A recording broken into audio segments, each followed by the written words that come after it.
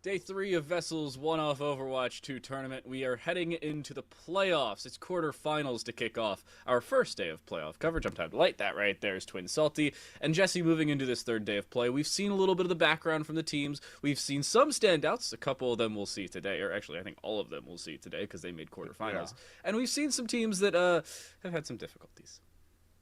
Yeah, you know, we sadly had to say goodbye to 8 teams yesterday, 4 of them on stream, and tonight we're going to have to get rid of 4 more as we lead into the final day tomorrow with semifinals and finals for all that prize money up for grabs. But like you said, some favorites are definitely starting to be named. Yeah, we've got 4 quarterfinals today. We've got 2 semifinals, a third-place game, and a grand final tomorrow. So 4 games on back-to-back days, all either elimination or prize pool-based games. If you win here, you give yourself at least a shot to get into a guaranteed prize pool match. If you lose here, you are out of the tournament and you make no money. So if you want to have maybe some college money down the line, I suggest, I don't know, don't lose.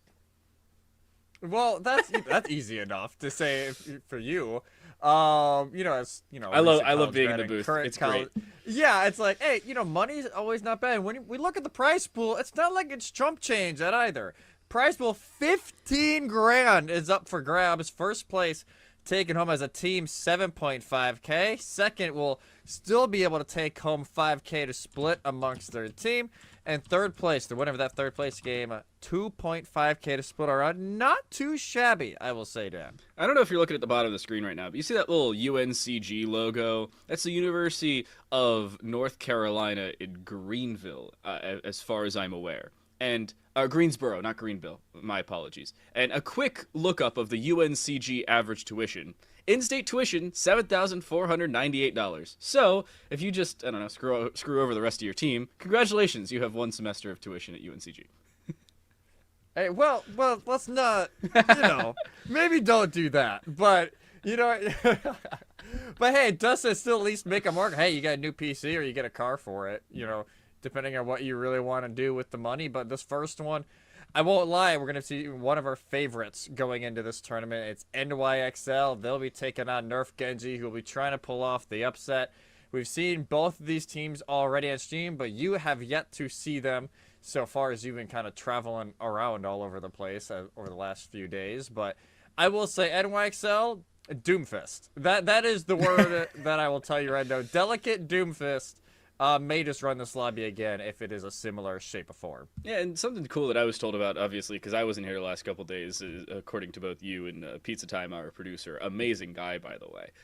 On this team is Swag Checked, a 17-year-old content creator for the New York Subliners, which was the former parent of the New York Excelsior Overwatch League team.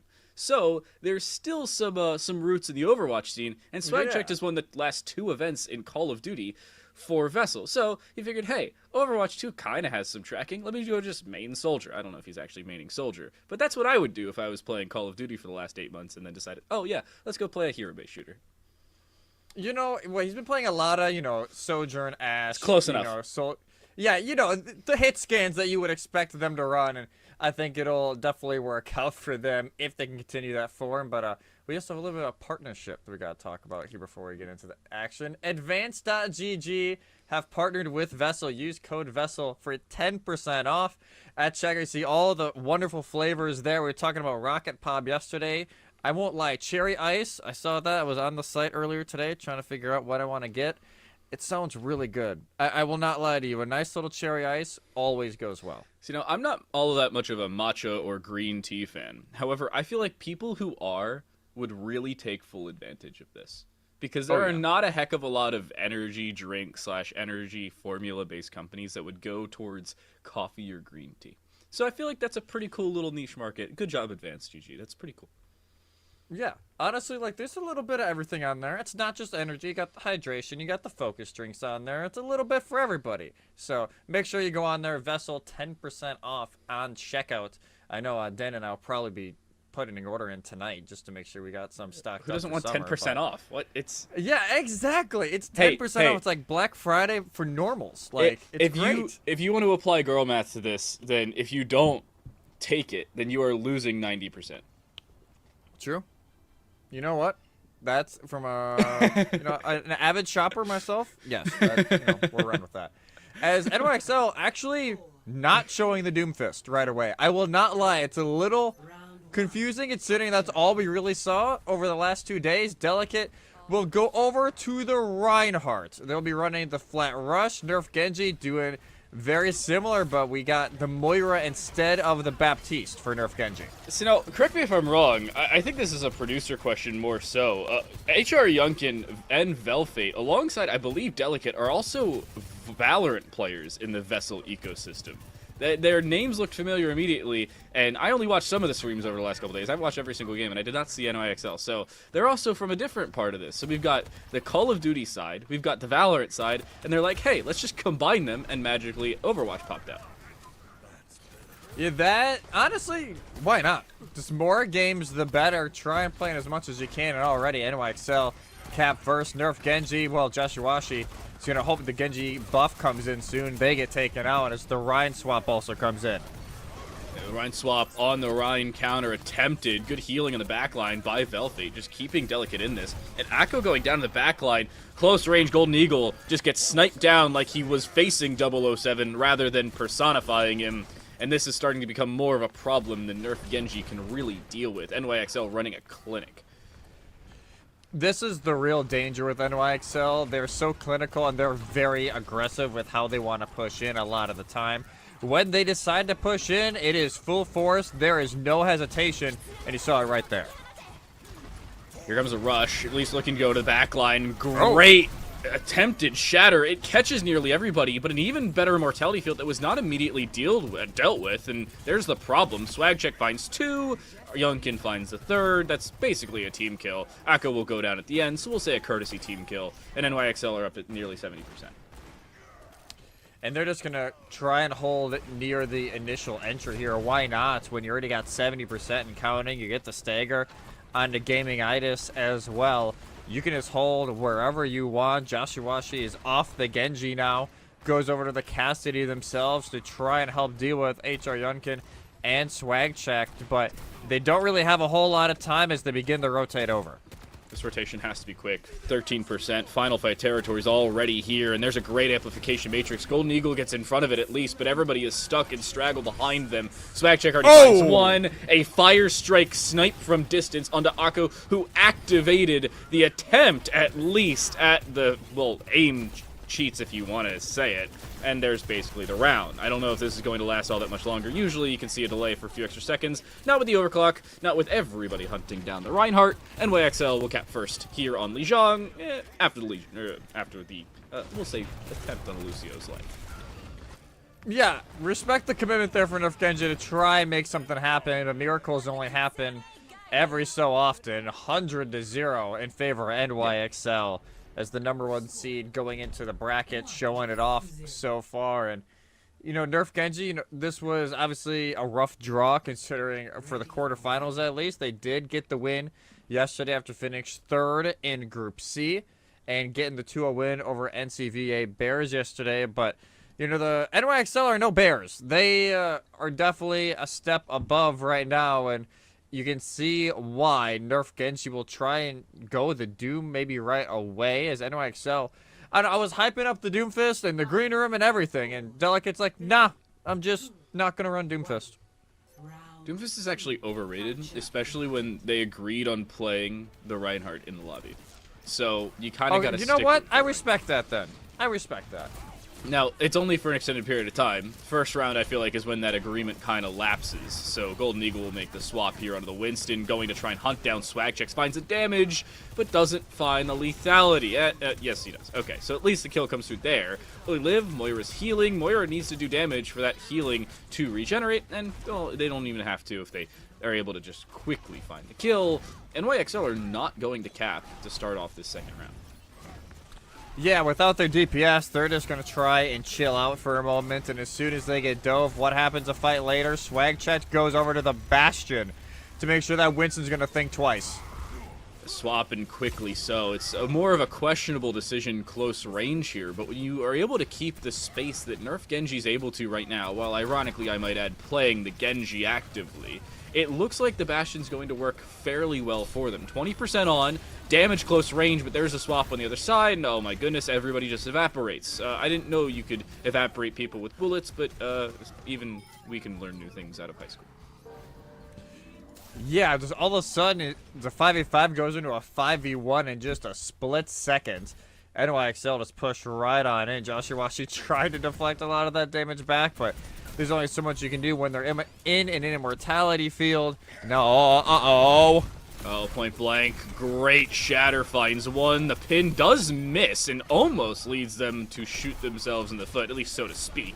but they will still find one, almost a second, but the deflected fire strike will end up inconsequential. Either way, 30%. Now Swag Check finds the late kill onto Gaming Itis, and Akko goes down at the end. This is becoming more of a problem than Nerf Genji can solve.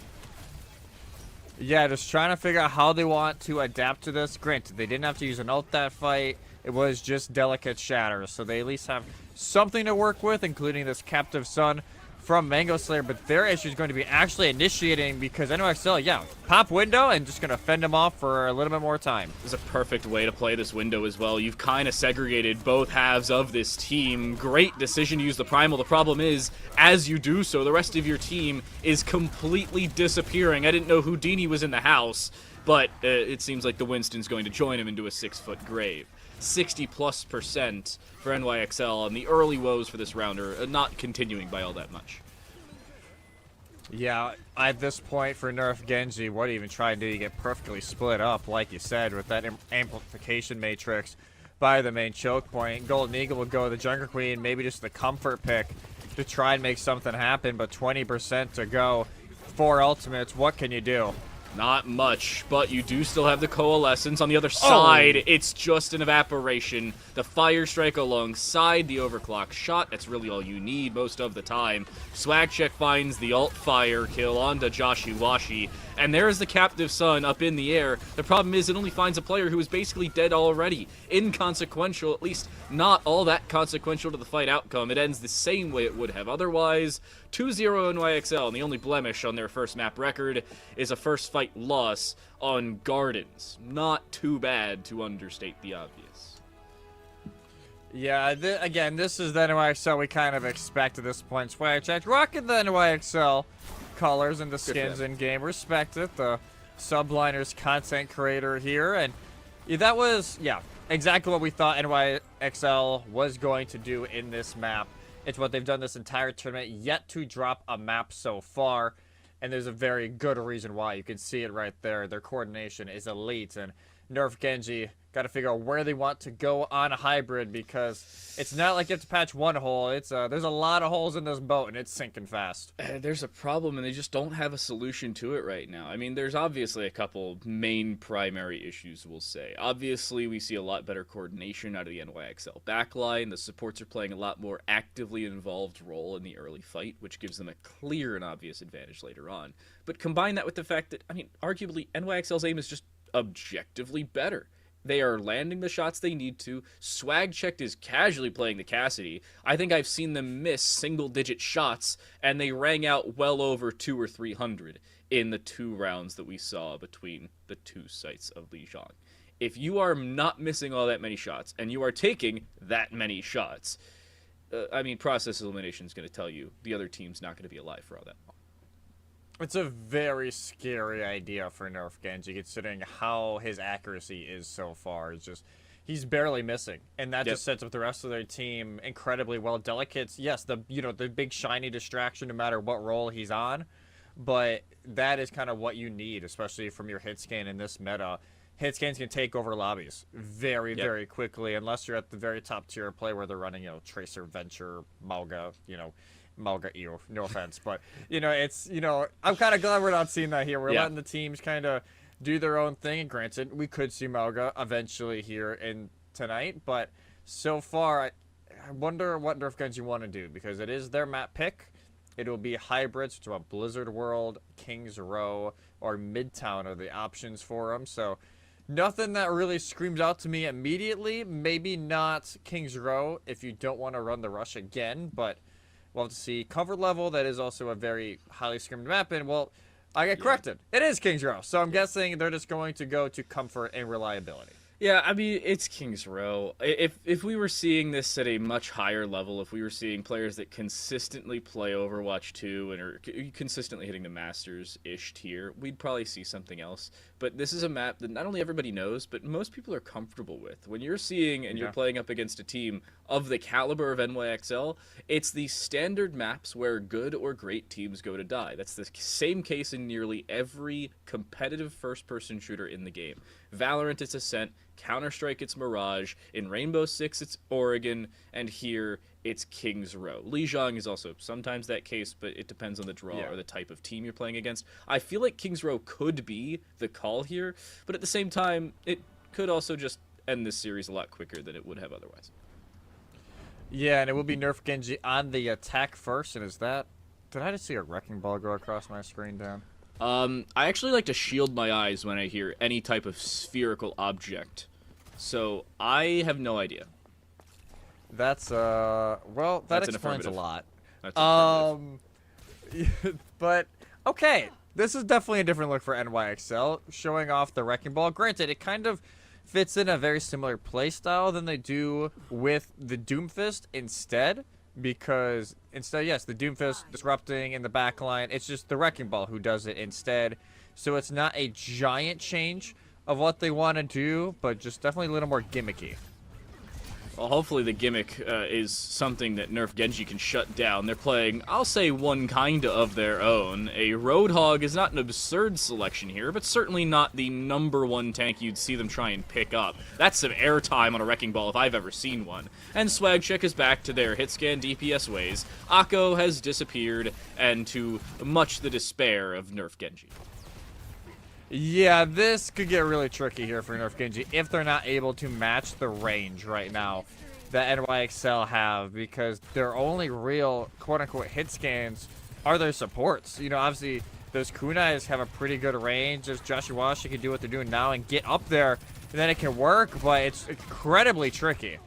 Yeah, and this is just becoming a problem. They haven't gotten the space they need to. They are starting to cap in towards a first tick at a bare minimum, but Mango Slayer dies anyway. Great hook, but it isn't lethal. Everybody else instead dies around them. Trying to hunt down an Ashe, but without all that much help, is just going to be a red herring of a fight for you, and even the dynamite lands. So SwagCheck's gonna get up to 100% of the bob, and to make matters worse, Golden Eagle's gonna get staggered. How long it takes is about an extra 6 seconds. Yeah, that's probably the worst part about that, is the stagger does come through and you don't force NYXL to use any ultimates. Even though Delicate dies early, Nerf Genji, they have the right idea. Try and push in when the Wrecking Ball is not there, but the issue is you cannot attack the backline in time. And I get they're trying to run the Junkrat purely, I think, for the trap to try and punish Delicate, but so far the gamble just is not paying off. The gamble right now needs to, we'll say, tighten up in poker terms, but already saying goodbye to Mango Slayer. They didn't even have a chance to get into the fight, much less exit it with any HP intact.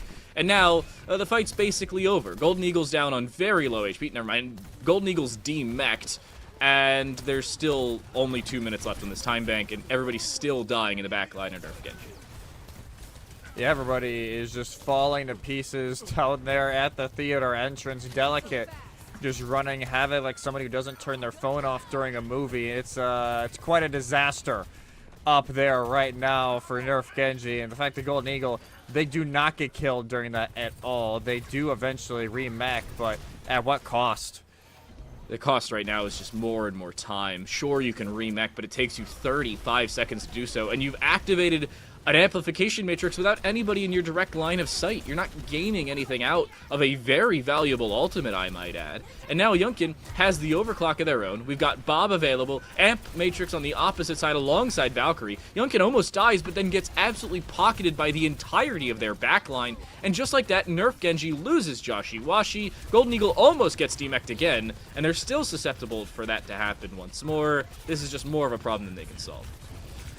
Yeah, the minefield in the back as well almost finds a few, but it just stalls us out even longer. Other than that first attack, Nerf Genji struggled to get near the point, let alone touch it. Yeah, they have to get at least around it. They got close to a first tick earlier, but they haven't been able to lock it through. Trying something, it ends up working. The mech finds one, Joshiwashi does the same. Make it 4 versus 4 right now, but spawn advantage towards Nerf Genji. But the spring of SwagCheck out of their temporary grave, it's the resurrection to keep them in it, alongside the Bob to couple alongside it. There's the overclock, there's the absolute change in momentum, and you can pop the sights as much as you want as a soldier. If you have no one else to follow up on the negligible damage, you're not going to find the finishes you need. No overtime, no tick. It is drawable and drawable alone for Nerf Genji as NYXL goes on to the attack.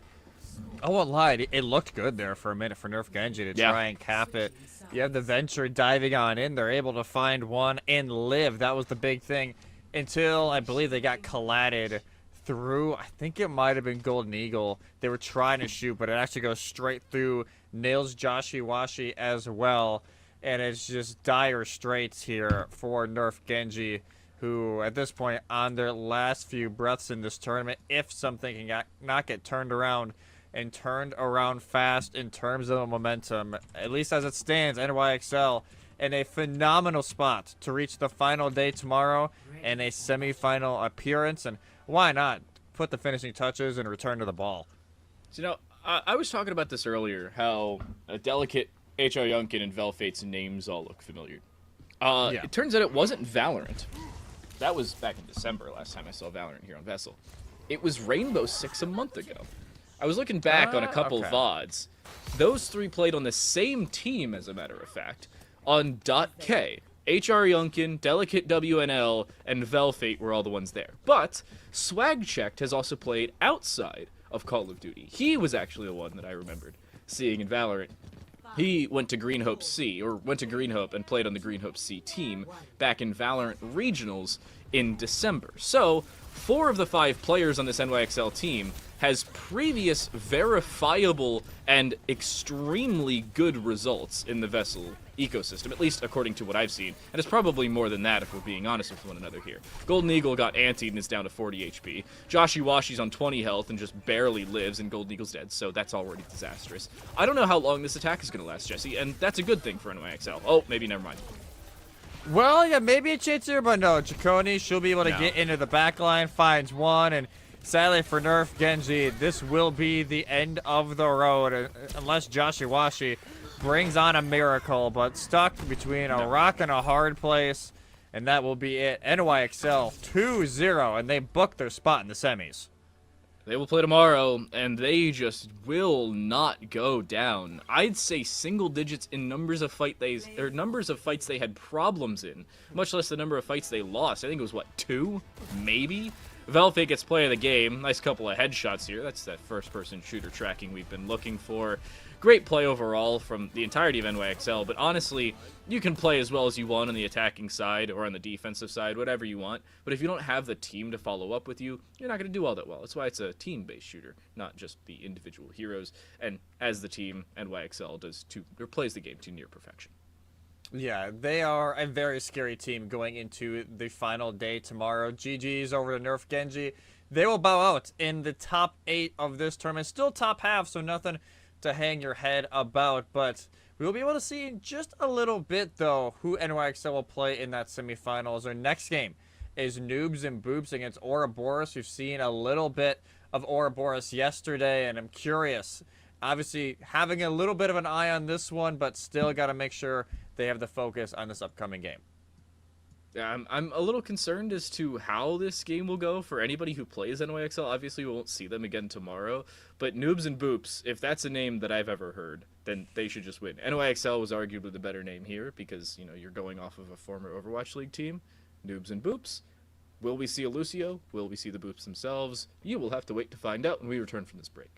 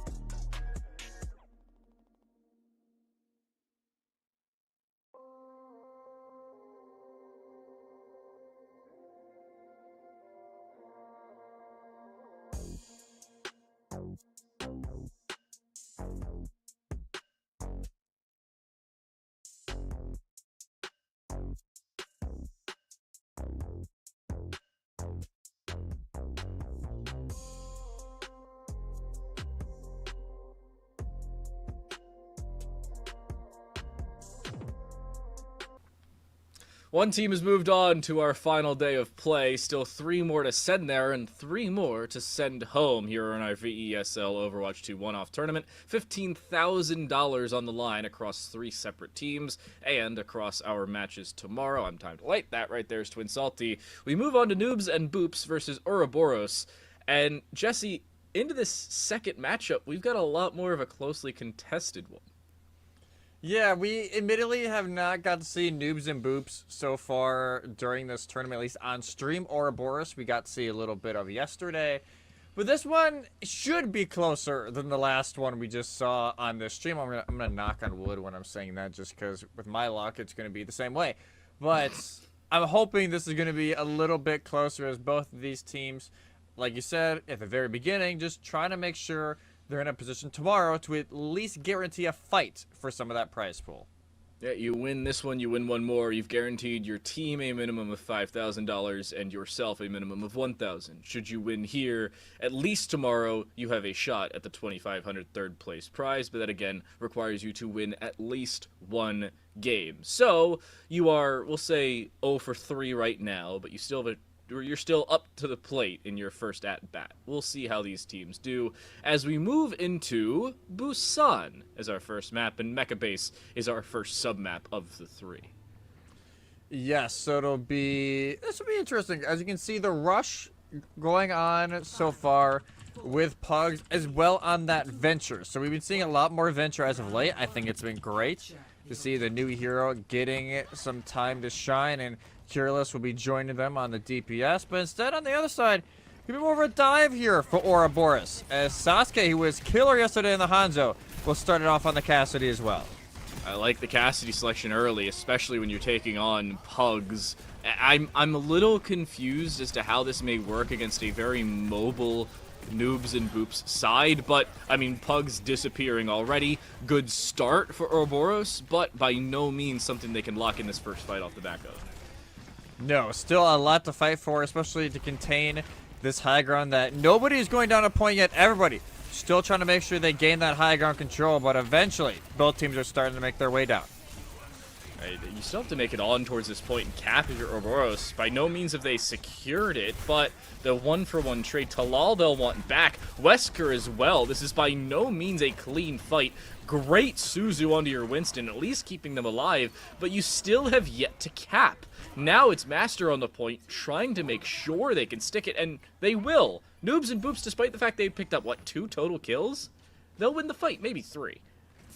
Yeah, 3 kills, and then Sasuke on the exit. Sasuke just caught back and gets killed as soon as they try and rejoin the fight. Perfect fight for them, and already Primal on the board.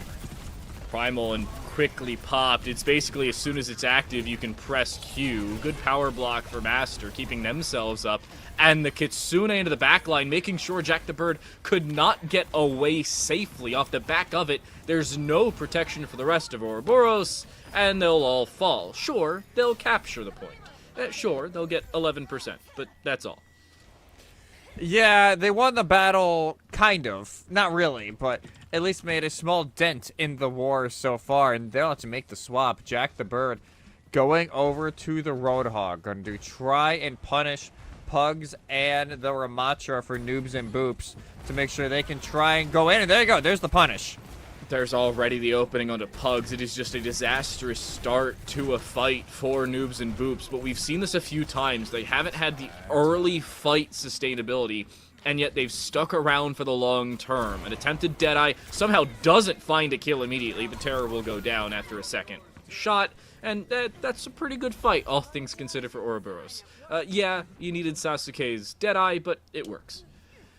Yeah, using the Deadeye, it's not like the be-all, end-all here for Oroburos. They keep the Kitsune Rush, which I would argue probably better for them going into this next fight, considering Terror does not. The downside is, Noobs and Boops, they have 4 ultimates. The only one they don't have is that Kitsune Rush from Terror, so they do have a lot they can work with. The only thing that may go a little wrong is if they get a little too overzealous using those ultimates and use all 4 right away, because that could hurt them later down the line. Yeah, you could win a fight with all 4, but if you don't win multiple with them, why activate all of them at the same time unless it is absolutely required? Overclock's available on the opposite side, so too is the Kitsune Rush, but Nano on the way. Noobs and Boops have to activate. They have to go. Right now they have the ultimate advantage, but they won't for very long if they continue to prolong this, and Sasuke wins the opening fight. Disaster. Already striking another opening pick for Oroburos, and combine that with the overclock they're activating. This is just, again, forcing Noobs and Boops back. They just kind of hesitated. Now, these staggers are going to be critical as the Ramatra will be able to get out, but that was, yeah, bad. That was just bad, honestly, for Noobs and Boops. It wasn't like they could get in. It was just the poke was too much for Sasuke and Talal, and it was just so much where they couldn't even make an entry. The only benefit is they now have that Kitsune Rush that didn't have last fight, but the beat is used early to initiate. So is a Deadeye. They go for nearly everything. There's the burrow being used, and it does indeed find the pick onto Sasuke. So, 3 ultimates are going to be utilized in this fight.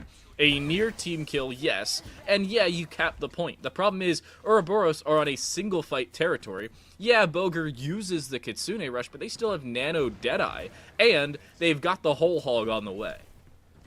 Yeah, for Oroburos here, if they want to try and win it, got to make sure you get at least somebody with that Deadeye. But already the rush in their face.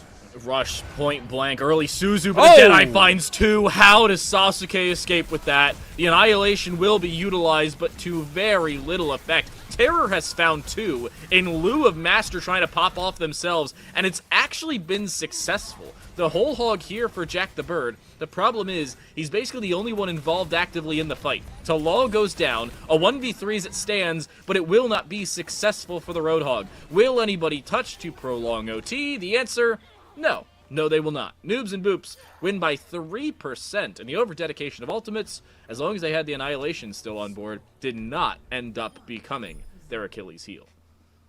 Yeah, that got a little sticky there, I will not lie, for Noobs and Boops, as like you said, if they didn't get the value out of that Annihilation, which they almost didn't, Jack the Bird does eventually kill the Ramatra, but the damage was already done. Oroburos, like you said, it was just Jack the Bird chilling on point, trying to cap it by their lonesome, and it was just too much for them to handle. And now as we head over to Sanctuary, Noobs and Boops, not going to change too much. Pugs will go off of the Venture and then go over to the Hanzo because they have a pretty good feeling Sasuke, after how yesterday went, will be going to Hanzo, and that is indeed true with Talal returning to the Tracer from yesterday as well. So instead of a Cassidy mirror, it's a Hanzo mirror between the other DPS hero for Noobs and Boops. Talal will actually make the swap on towards the Bastion instead of the original Tracer. And it seems to be working at least alongside their own Hanzo. Low HP for Jack the Bird, and they already have to force out that Immortality field. Can Master go down early? Yes, they will. And without that Suzu having any effect, that's a disastrous cooldown to go down with anything, or without anything, successful at the back of it, and Oroburos win the first fight. This could be an issue if they continue to run the Ramatra here for Noobs and Boops, because the Ramatra just gets melted pretty easily by the Mauga, and yeah, it seems like they almost heard it. They will be going back to swap Pugs over to the Sojourn, and it will be now the Mauga for them. So yeah, they're going to take a note quick, especially, yeah, Talal as well goes to the Bastion. That would have just been even harder for Noobs and Boops to try and get value out of the Ramatra. So they will just mirror the Mauga. Yeah, the Mauga's still going to have problems. By no means is Mauga a small hitbox. And, no. I mean, you're still having issues in early fight damage. This is what we saw in the previous sub-map, where Noobs and Boops just could not have long-term sustainability when their support heroes were forced to out-heal and out-heal without doing nearly any damage. Direct trades with the Mauga, nobody really doing anything off the back of it. It's just an inconsequential fight where they both get some ult charge. Yeah, just ult charge batteries. That seems to be what those initiations are at this point. Like, nobody really dies unless something is really committed. It's just a lot of ult charge for the supports and for the Maugas. And Toba already 60%. Oroburos have yet to need to use an ultimate, and it really puts Noobs and Boops in a predicament. Hey, already taking down Jack the Bird. Good usage of the Kitsune Rush early, and it ends up turning into multiple. Make it 3 already. Not very long for this world is Sasuke, and surprisingly not trying to delay the kill onto Wesker and attempting to stagger the Baptiste, but hey, who cares? You still win the fight.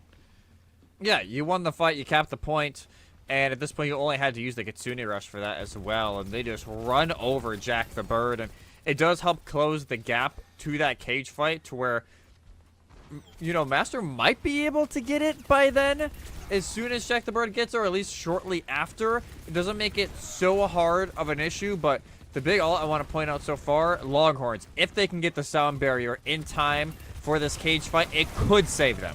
It comes down to the timing, though. Cage fight going into the back line. They activate it, and it will end up being near fully successful. Great usage alongside it with the Dragon Strike. It's a complete hat trick of ultimates, and nearly all 3 full to success. They pop alongside the Artillery Strike, and the Mortar Fire is as lethal as it gets. That is such a good combo. I love that combo. Just the Artillery Strike in with the cage fight and the Dragon Strike. It is just so much damage. It's nearly impossible to counter. And Sasuke, oh no, Longhorns just trying to get into the point, man. And they had the sound barrier. That's the most disastrous part of it. That could be this second sub-map done and dusted. They try to pop the cage fight, but it's just Master going down without having anything to say about the fight. Overtime is enabled, and they do get off the sound barrier, just it only goes on to Longhorns and Cureless themselves. So this one just about over. It'll take some formalities in terms of final blows, but that's about all she wrote for the second third of Busan. And great play in the second instance for Oroburos. Master's having some difficulty getting in because there just is not enough sustainability for their team. And, I mean, this fight's lasting a little bit longer than I thought it was. Are they going to let him cap?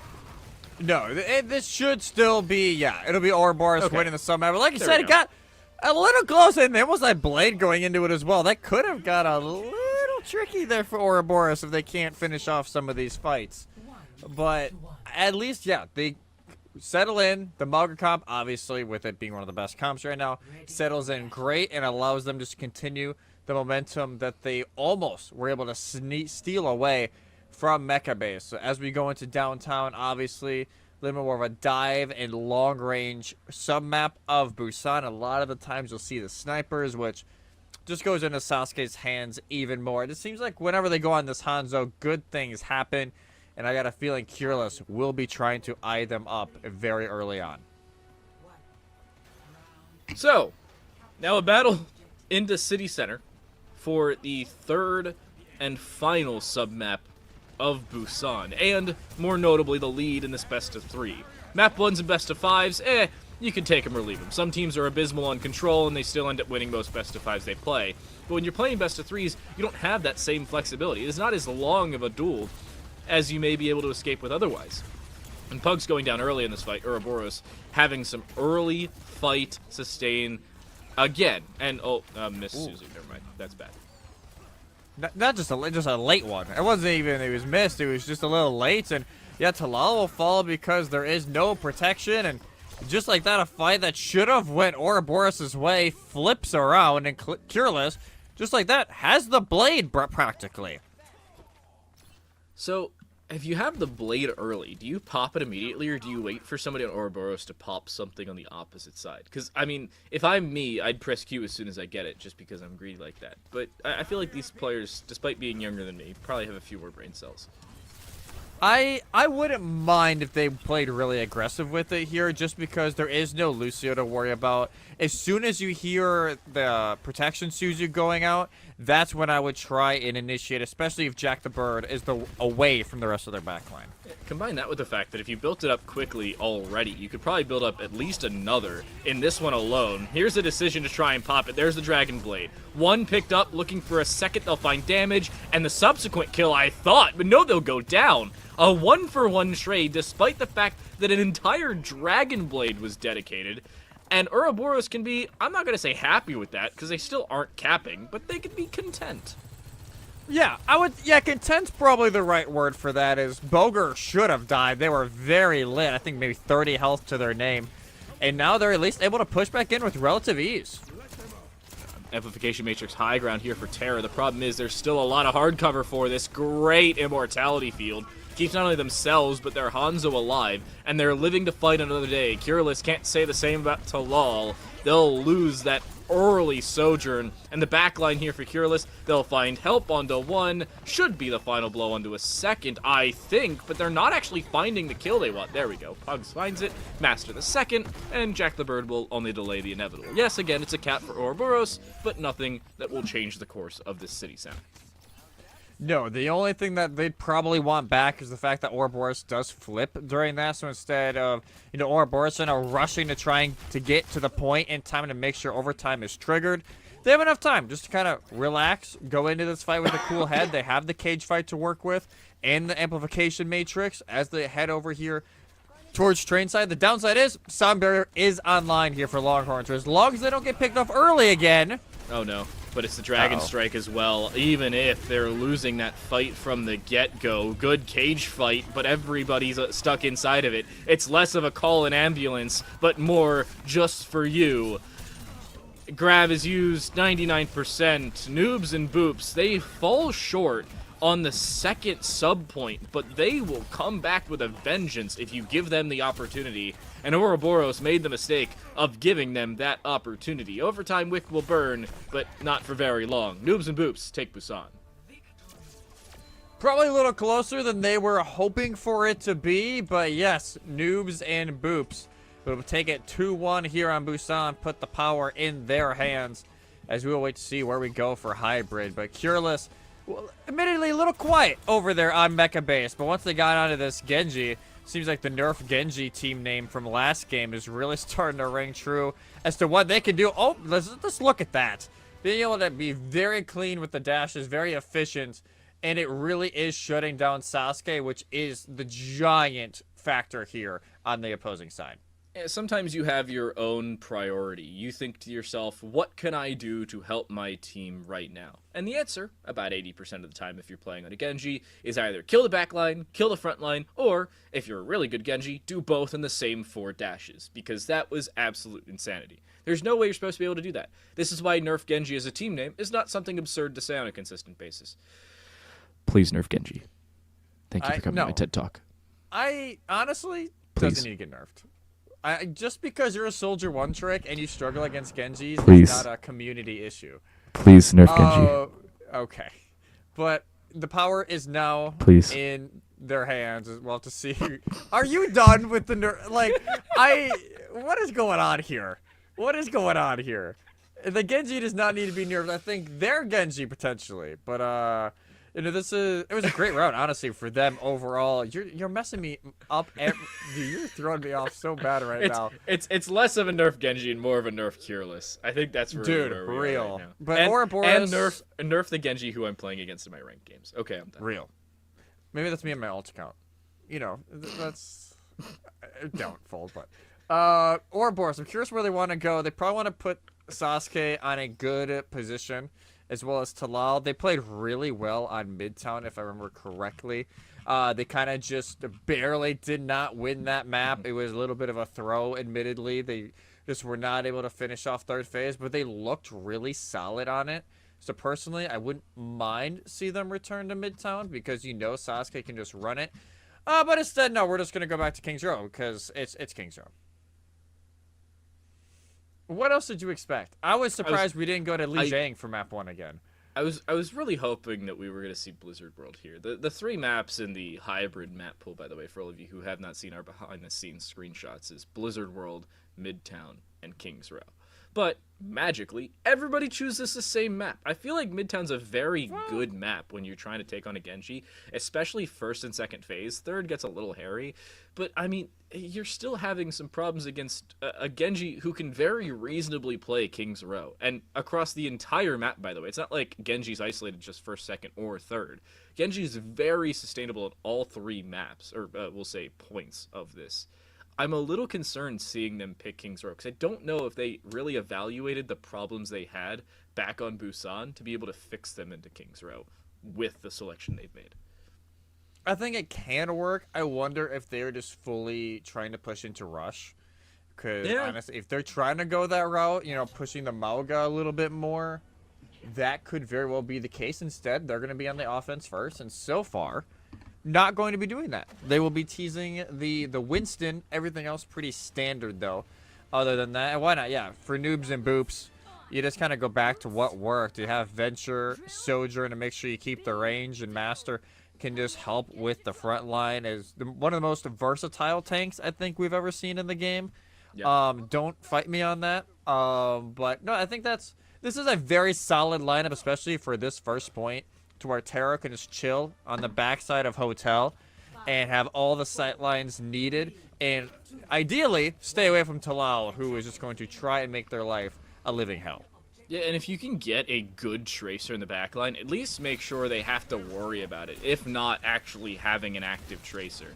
Then you're in a really good spot if you're Oroburos. If you have a good tracer and they're in the backline, then it's just disastrous for Noobs and Boops. So here's the jump into this aforementioned backline for the Winston, and it's a fairly good jump. The problem is, where's the follow-up? And the answer, fairly non-existent. But they force out the immortality field, and that's about it. Sasuke's dead.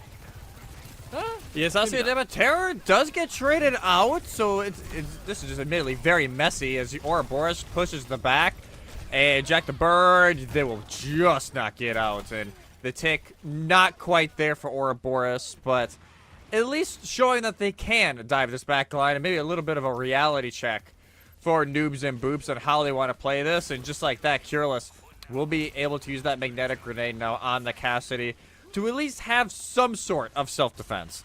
I mean, you've got 3 or 4 heroes you can really target with that. Winston, if you want to avoid their get-out-of-jail-free card. You could use it against a Tracer for obvious reasons. Same thing for the Moira. There's a lot of targets available for the magnetic grenade, and arguably more consistency with the 44 Magnum point-blank range. You don't have to wait for that railgun to be built up, but Sasuke already the opening. Pugs is gone.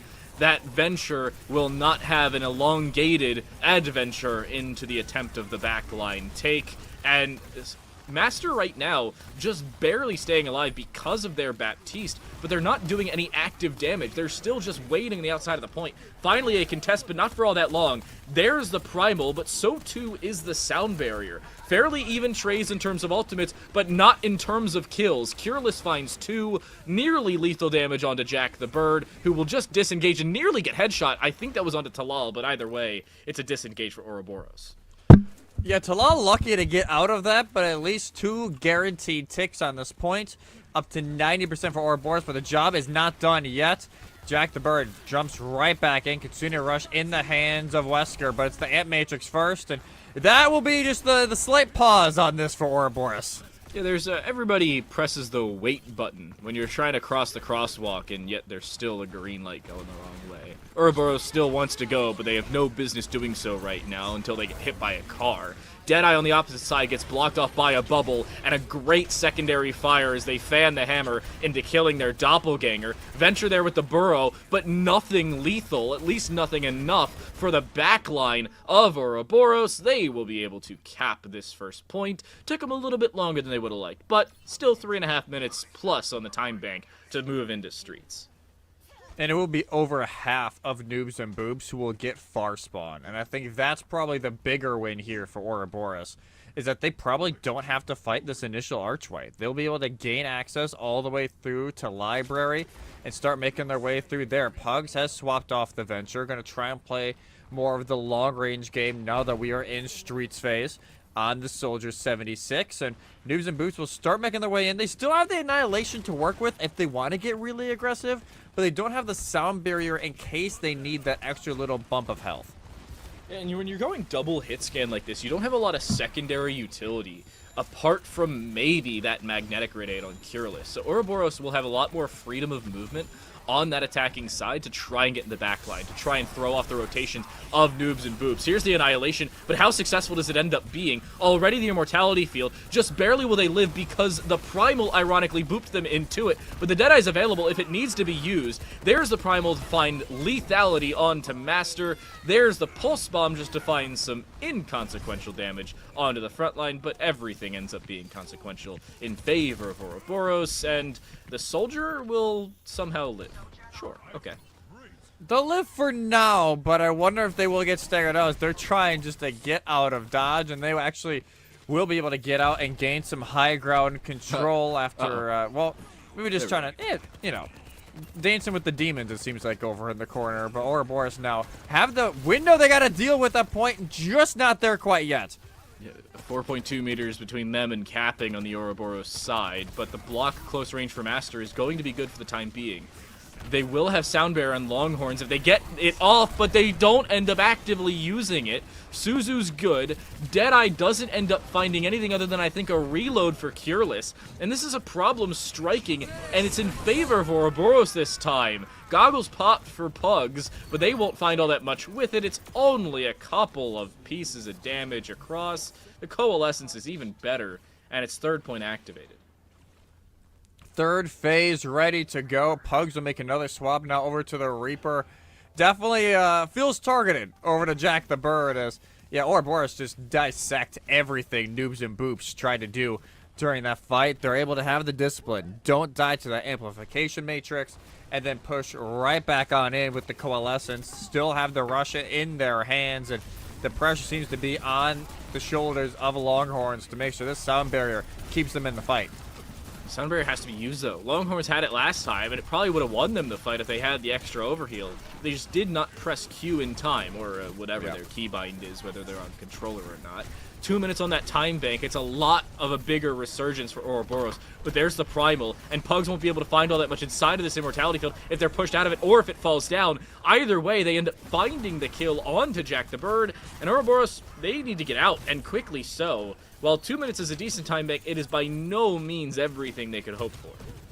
We even saw yesterday how time banks, regardless of the map, in Hybrid can quickly fade away. We saw it in Midtown yesterday. 5-minute time banks just seem to get down to ashes in a blink of an eye, and Oroburos know that oh so well. That was their issue yesterday, not being able to finish off the job. Hoping that that is not the case here, as it was a nice answer there from Noobs and Boops. Sound barrier, maybe not necessary, but it did finish off the fight.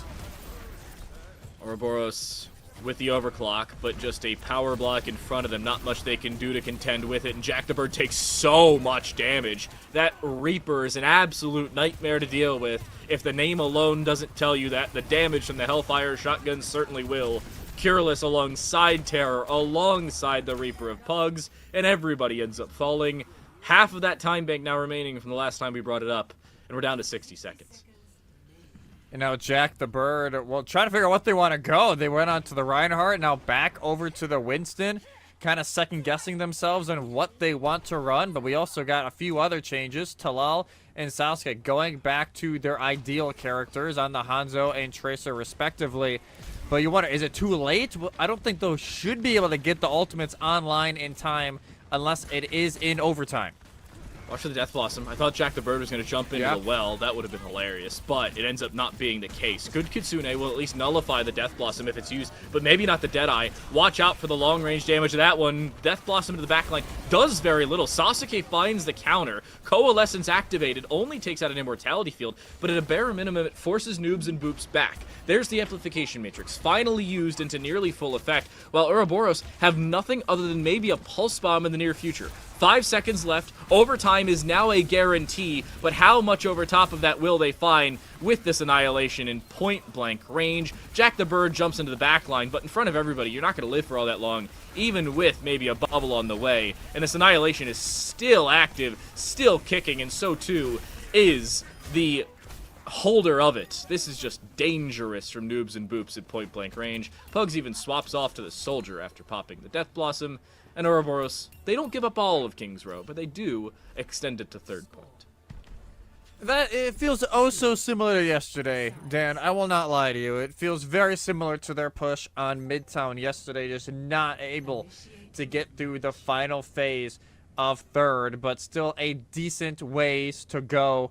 And obviously a lot of pressure on Noobs and Boops to try and finish off this series here and now. Do not let it get to the escort of the third map of the series, potentially. And again, it's going to be like, eventually, Noobs and Boops, after a rough little mid-phase here, got their bearings straight. All right, this is where the Ramacha really is going to shine, trying to hold on to this corner. And Jack the Bird, who had so much success during the first 2 phases of this map, being able to jump around and really put pressure onto Terror and onto Longhorns, really struggled to actually get back there with sustainable value because they were such a consistent unit, and Master was able to help the rest of the team with the peel. And now Oroburos, they're pulling out a few of the wild cards, the Hog Junkrat combo being pulled. I feel like this is just a series / a tournament of what very odd hero combinations can we find that will actually end up working. And I'm here for it. I'm a big fan. I do think the Junkrat's probably a good decision here, considering the close-range frivolity that Noobs and Boops have had. However, Oroburos will still have to find the combinations on that, we'll say, attempt of the Bastion alongside the Junkrat.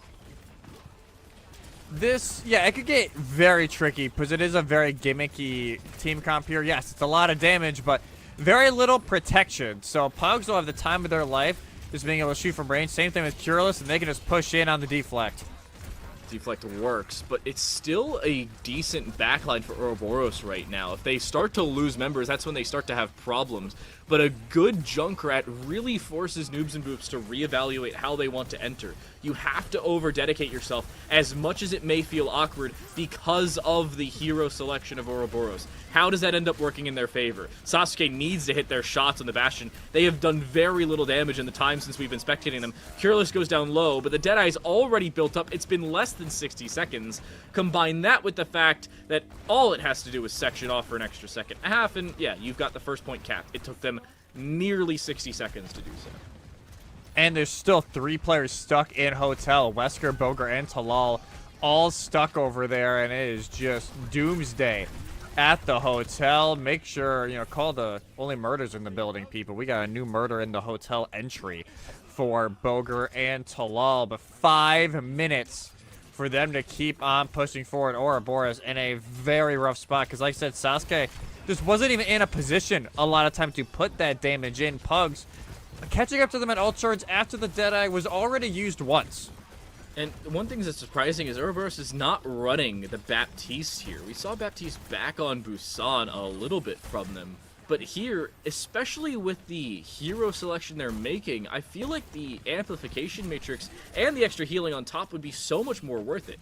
Look at Noobs and Boops, all the way forward, nearly all the way through streets, and with an amplification matrix of their own, how much can they find? Here's the tire. How lethal does it become? A 10-minute or 10-second timer on it, but it's just waiting and waiting and waiting just for everybody to see it. It does do enough damage onto Master for everybody to follow up on it, so at a bare minimum an opening pick, but everybody just disengages and all they have to do is wait for one death timer.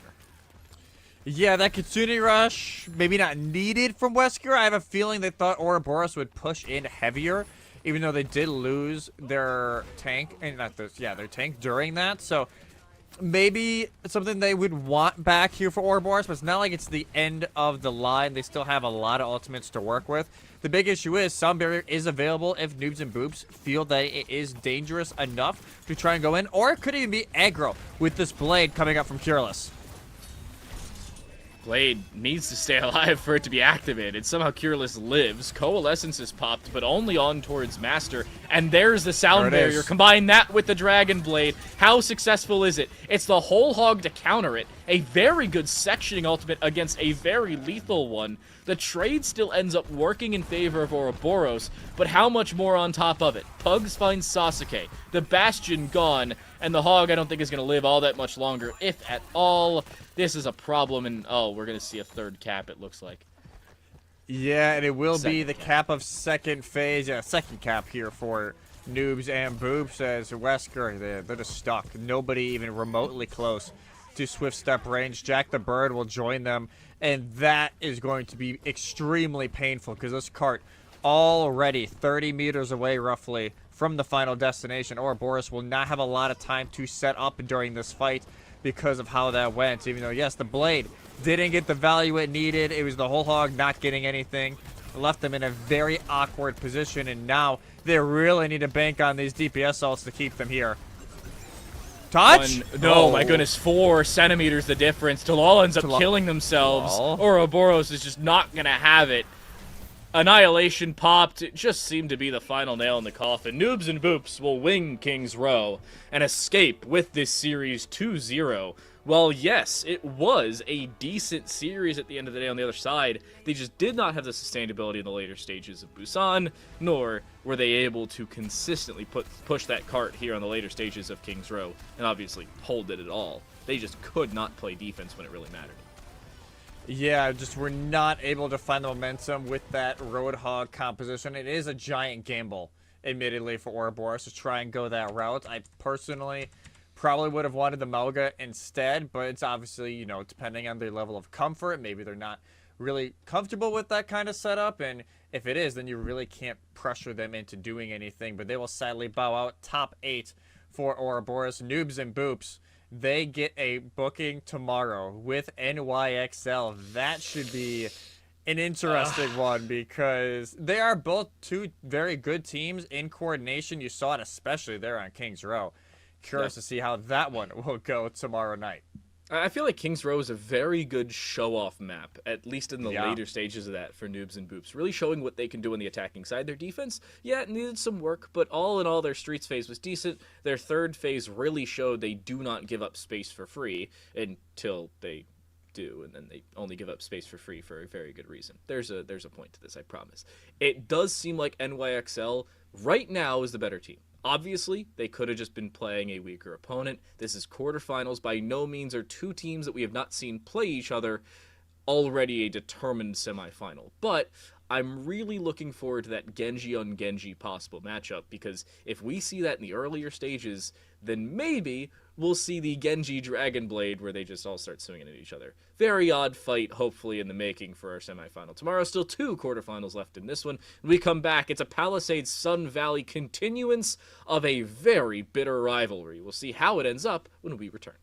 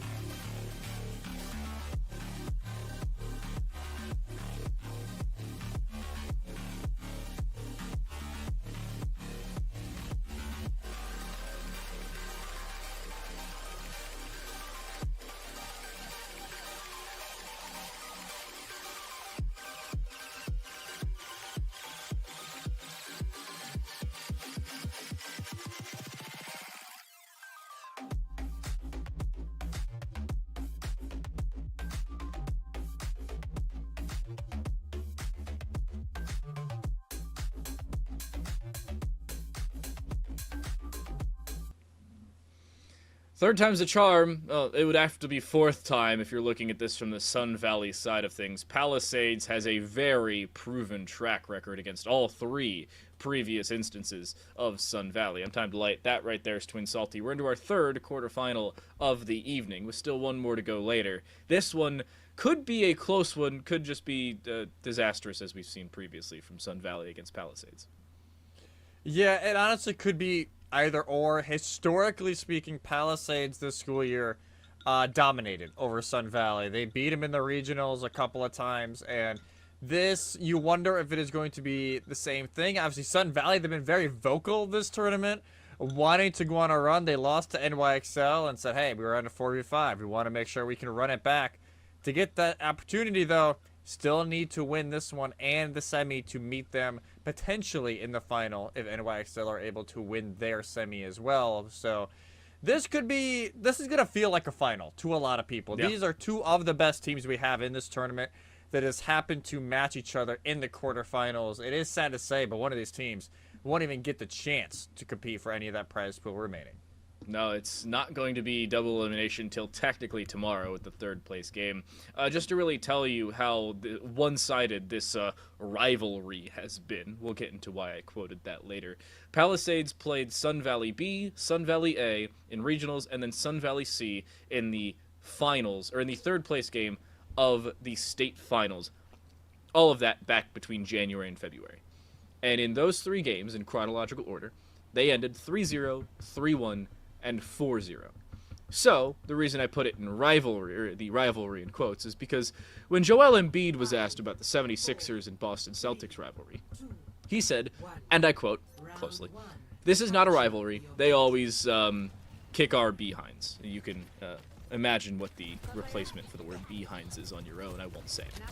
But that's what it kind of feels like in the Sun Valley perspective right now, because Palisades just does not lose against this team. There are very few teams that this team does indeed lose to. The only one we've seen them do so against was Panther Creek, and they are not in this event. So this could be a great event for Palisades, but they still have to take on NYXL, assuming they make it to the grand finals, and obviously they still have to beat Sun Valley. Yeah, still a lot of steps they need to take first. Sun Valley, they get a pretty good stance on point. They do actually find the cap as Hatsu knocks Mile Love off the map. Electronic on the Mauga, trying something against or with this Bastion, and it seems like it's working. Speed, Rin, all forced away. Palisades, they concertedly lose this opening fight, and Sun Valley have some safe to work with. Yeah, Sun Valley, they can really just hold close, and this is the beauty of this Mauga comp. There's only so much Rhino can really do. They're going to have to try and prioritize the defense matrix usage on entry, and especially when that cardiac overdrive is being used by Electronic. Try and deny some of that AOA healing that Electronic can bring during that, but it is a lot easier to say that when you have the Mauga shooting in your face 24/7. Yeah, when you're playing against this diva and she's just not having any space, already demech'd, you'll see her die already. McLovin gets booped, so, boops 3v3 does come after the boops team loses. However, you said it, 3v3, this is still active. The problem is Electronic is still alive. That's the real one difference maker in this fight. If Electronic does not have the space, maybe. They don't have the health, sure, but here, it's finally kicking away in favor of Palisades. They couple that alongside their Kitsune Rush, and the Reaper, nobody's even giving him the time of day. Nobody looks at Light. And yeah, they escape with their life, but they do nothing in the fight despite nobody even turning towards them.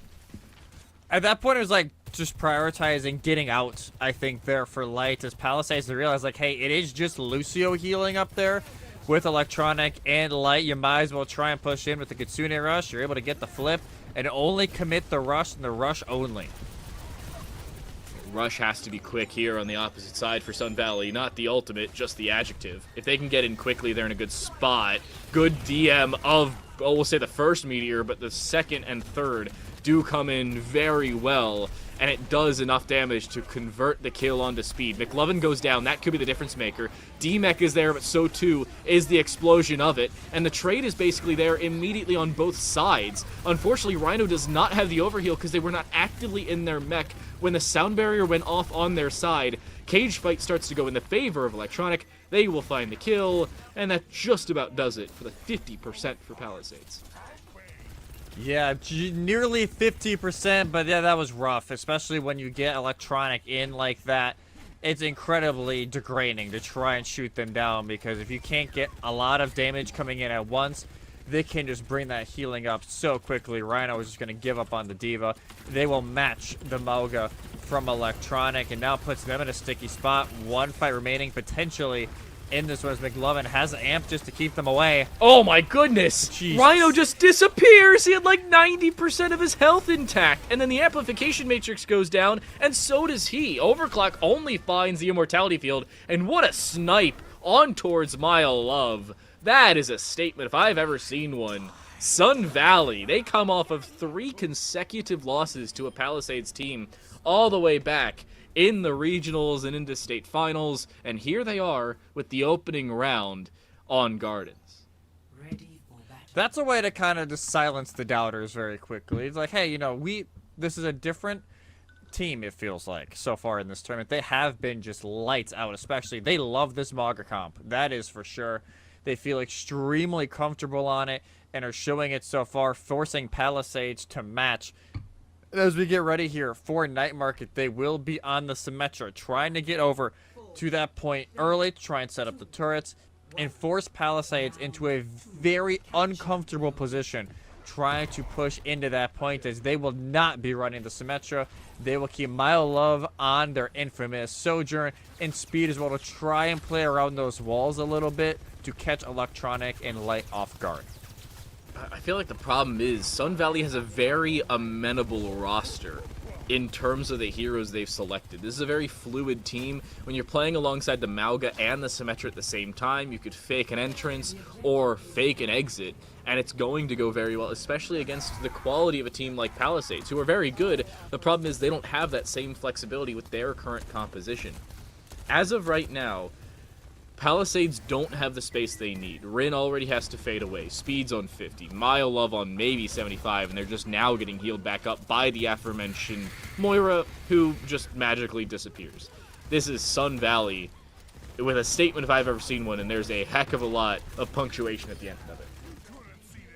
Yeah, a little bit of an exclamation point, maybe multiple at the end of that fight. It is just so difficult for Palisades. You could tell they try and poke their head in for a moment, and they're just bombarded with damage from the turrets above, from all the damage coming in from Triple United and Electronic.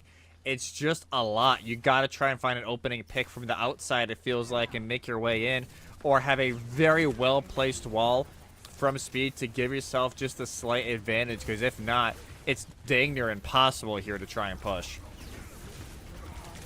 They get the healing off. Rhino staying alive, but Electronic is just ever so prevalent as they continue to be. Good Meteor, the back line, the turret formation is good, but the sound barrier arguably even better. The Mauga of Electronic is just such a hindrance to the movement of Palisades. Speed on low health. Rice Grain even tries to heal them, but in doing so they'll fall, and yeah, it's 70%. This is not going good.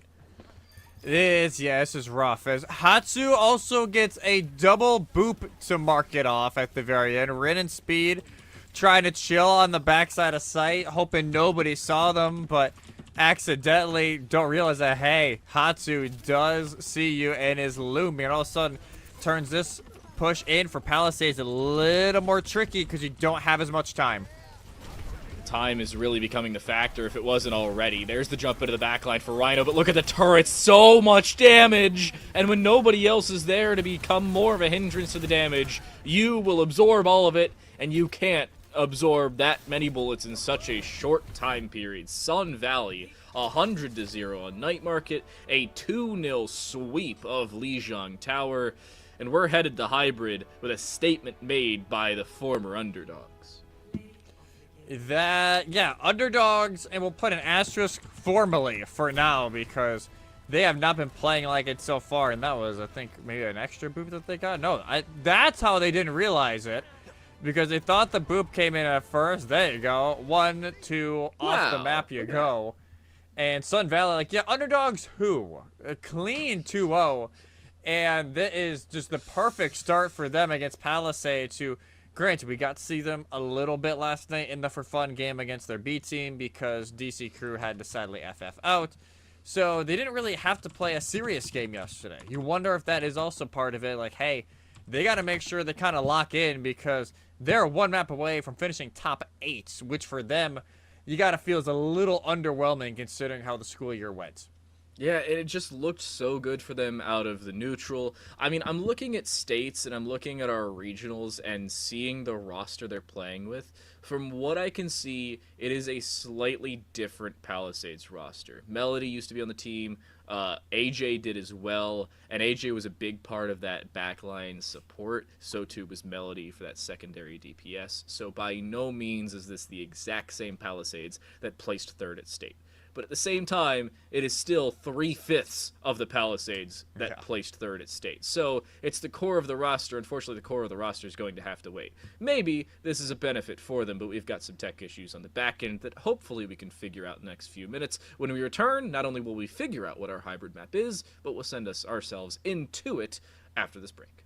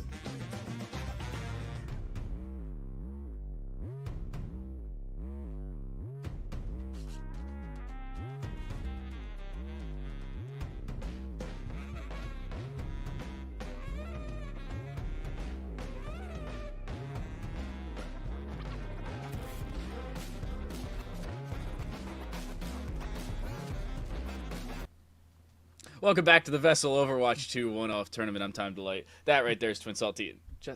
Jesse changed shirts? I don't know. You know, more comfortable shirt. I don't know. I gotta rep the Overwatch. Okay, that's fair. I mean, I like the shirt. It looks good. We've had Tracer played a couple times today, but You're not supposed to be here. You're not the right. Get out. Your clone is in the building right now. What is going on? Dan, help.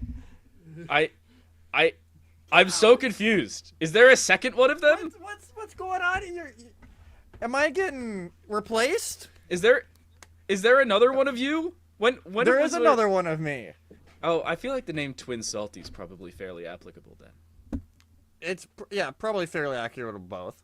I'm getting replaced. That's crazy. I thought AI would replace me, not just the other version of me in the other room. Hey, I mean, he misses shatters. You miss the cue that we're going back live. It's fine. Oh, it's okay. Now that's crazy. For some quick context for all of you who are not Jesse or Jacob, Jacob's his brother's name, by the way. Jacob's a former collegiate player who is notorious for absolutely whiffing earth shatters as Reinhardt. We call it a Jacob shatter. And there's multiple gifts across multiple discords. Long story short, he's not very good at pressing Q while facing the correct direction. Anyway, I'm Time Delight. That's actually Jesse, not Jacob, like his brother was just sitting down. Thanks for sticking with us. Through a little bit of a break, our tournament directors are reviewing some things in the back end and making sure we can clarify, I don't know, wherever the heck we are in this tournament and continue in the correct way. We still have another quarterfinal later. We're in the middle of a quarterfinal, which we're not sure where it's going to head in the next little bit. But I gotta say, Jesse, I'm really hoping this one continues because I feel like Sun Valley's looking pretty good, to say the very least. Yeah, that map one was exquisite from them. You know what? What's even better, Dan? What's that? Advanced.gg. The beverages you can make out of those. Yes, make sure code VESL 10% off on the store. Advanced.gg. You got energy drinks, hydration drinks, focus drinks.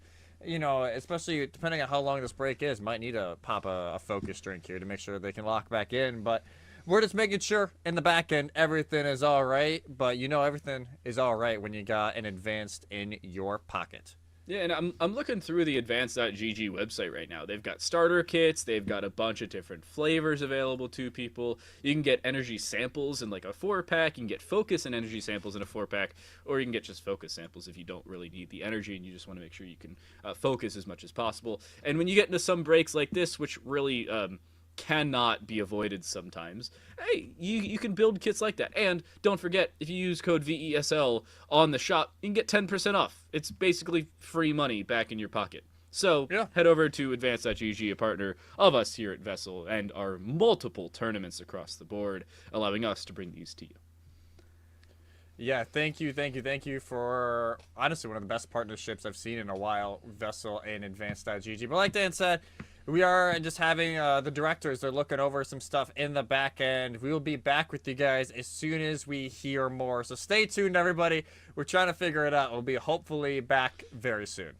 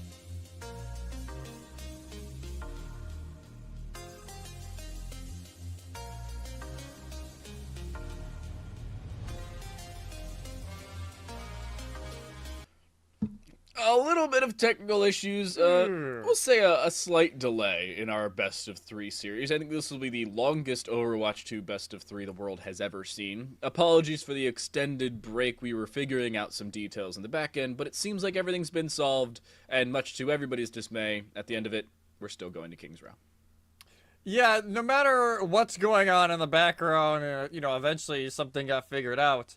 We're still going to King's Row. Like, that we probably could have asked for, you know, actually answered about an hour ago when we started this pause. But, yeah, we're going back to King's Row. Depending on who you ask, it's either a good or a bad thing.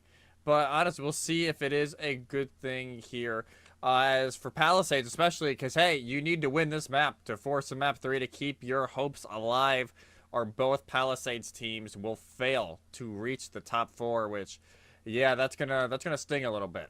Yeah, especially after the success that we saw back from them in regionals and states. Yes, again, it's not the exact same Palisades team, but it's close enough to where I'm still calling them Palisades, because not only is it the same Core 3, but they registered under the name Palisades, so they get to carry on the torch with them. Hopefully, we see them bring it to a map 3. I would really like to see a map 3 between these two teams, just to at least hopefully draw out the series and keep Palisades alive in this. I'm not really biased as a caster. I really just want to see a third map.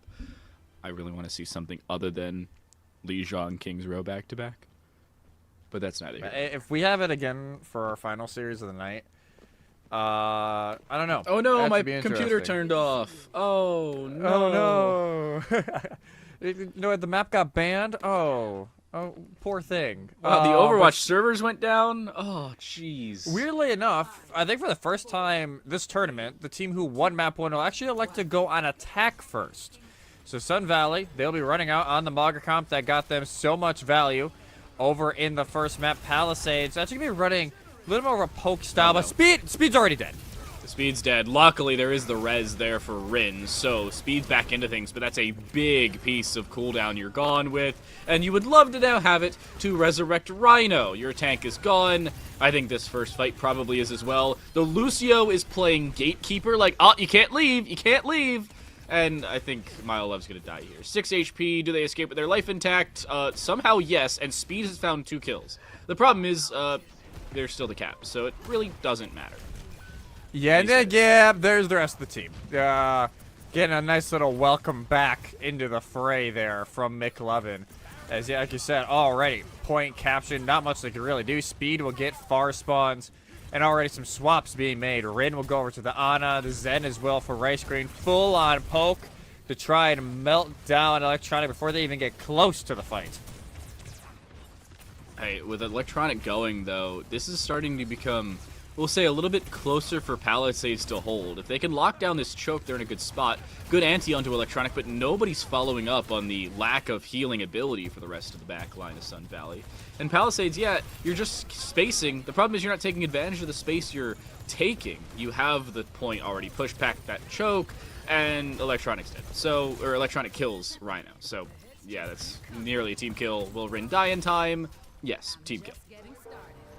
Team goes in. Sun Valley, even though, yeah, it was about an hour, roughly, that these teams had to wait. So far, it doesn't seem like the pause had to hurt any of them at all, as already 4 ults on the board. The only one not close to Electronic, because he's been a bullet shield more than anything else so far during this map in Palisades. If they want to stop the bleeding, they got to stop it sooner. This could get out of control very fast. Could get out of control. That's saying like it already isn't. And Rhino popping the grab. The problem is he's still out in the open. And despite the fact that Triple United was still out in the open and in the air, you can still go into the turret formation while in midair. It works. Speed tries to go for some shots, but it's the overclock of light, not the dual guns of Electronic that end up killing him. Either way, this is not going to be a very long-lived King's Row, it seems. At least if it keeps going, as Milolovs this gets sniped out of spawn by light. And just when you think it can't get worse here for Palisades, it just gets even worse. 4 ultimates on the board for them. Artillery already goes out. More just going to isolate Speed, and yet there you go. McLovin finds the finish. McLovin following, and this should be the cage. Pop. No, you're actually stunned out of it. The cage does not get any payload. Either way, Rhino dies. Hatsu falls into the abyss. But either way, King's Row is going to be completed. What is the time bank at the end of things? Bob will come in, at least play a stalling factor. Nice shot onto Electronic, and the stalling factor of Bob is still working. Finds Light. McLovin, will they be able to cap it through 3 meters? Not just yet. So, we don't know the time bank just yet. Yeah, not quite yet. It would have been actually crazy there if they did cap it there and had time added to their time bank. That does not happen very often at all. But that's what the snowball could really do. Speed will go back in a spawn to try and make a swap to try and help here, and it will be the bastion of their own. So realizing how much damage being output by Triple United, they will make the swap to try and at least match that to a degree, but the healing advantage is still going to be in the Sun Valley favor.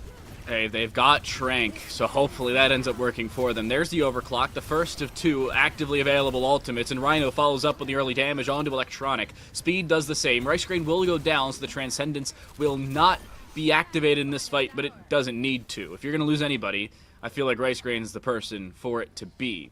Mile Love has a great overclock.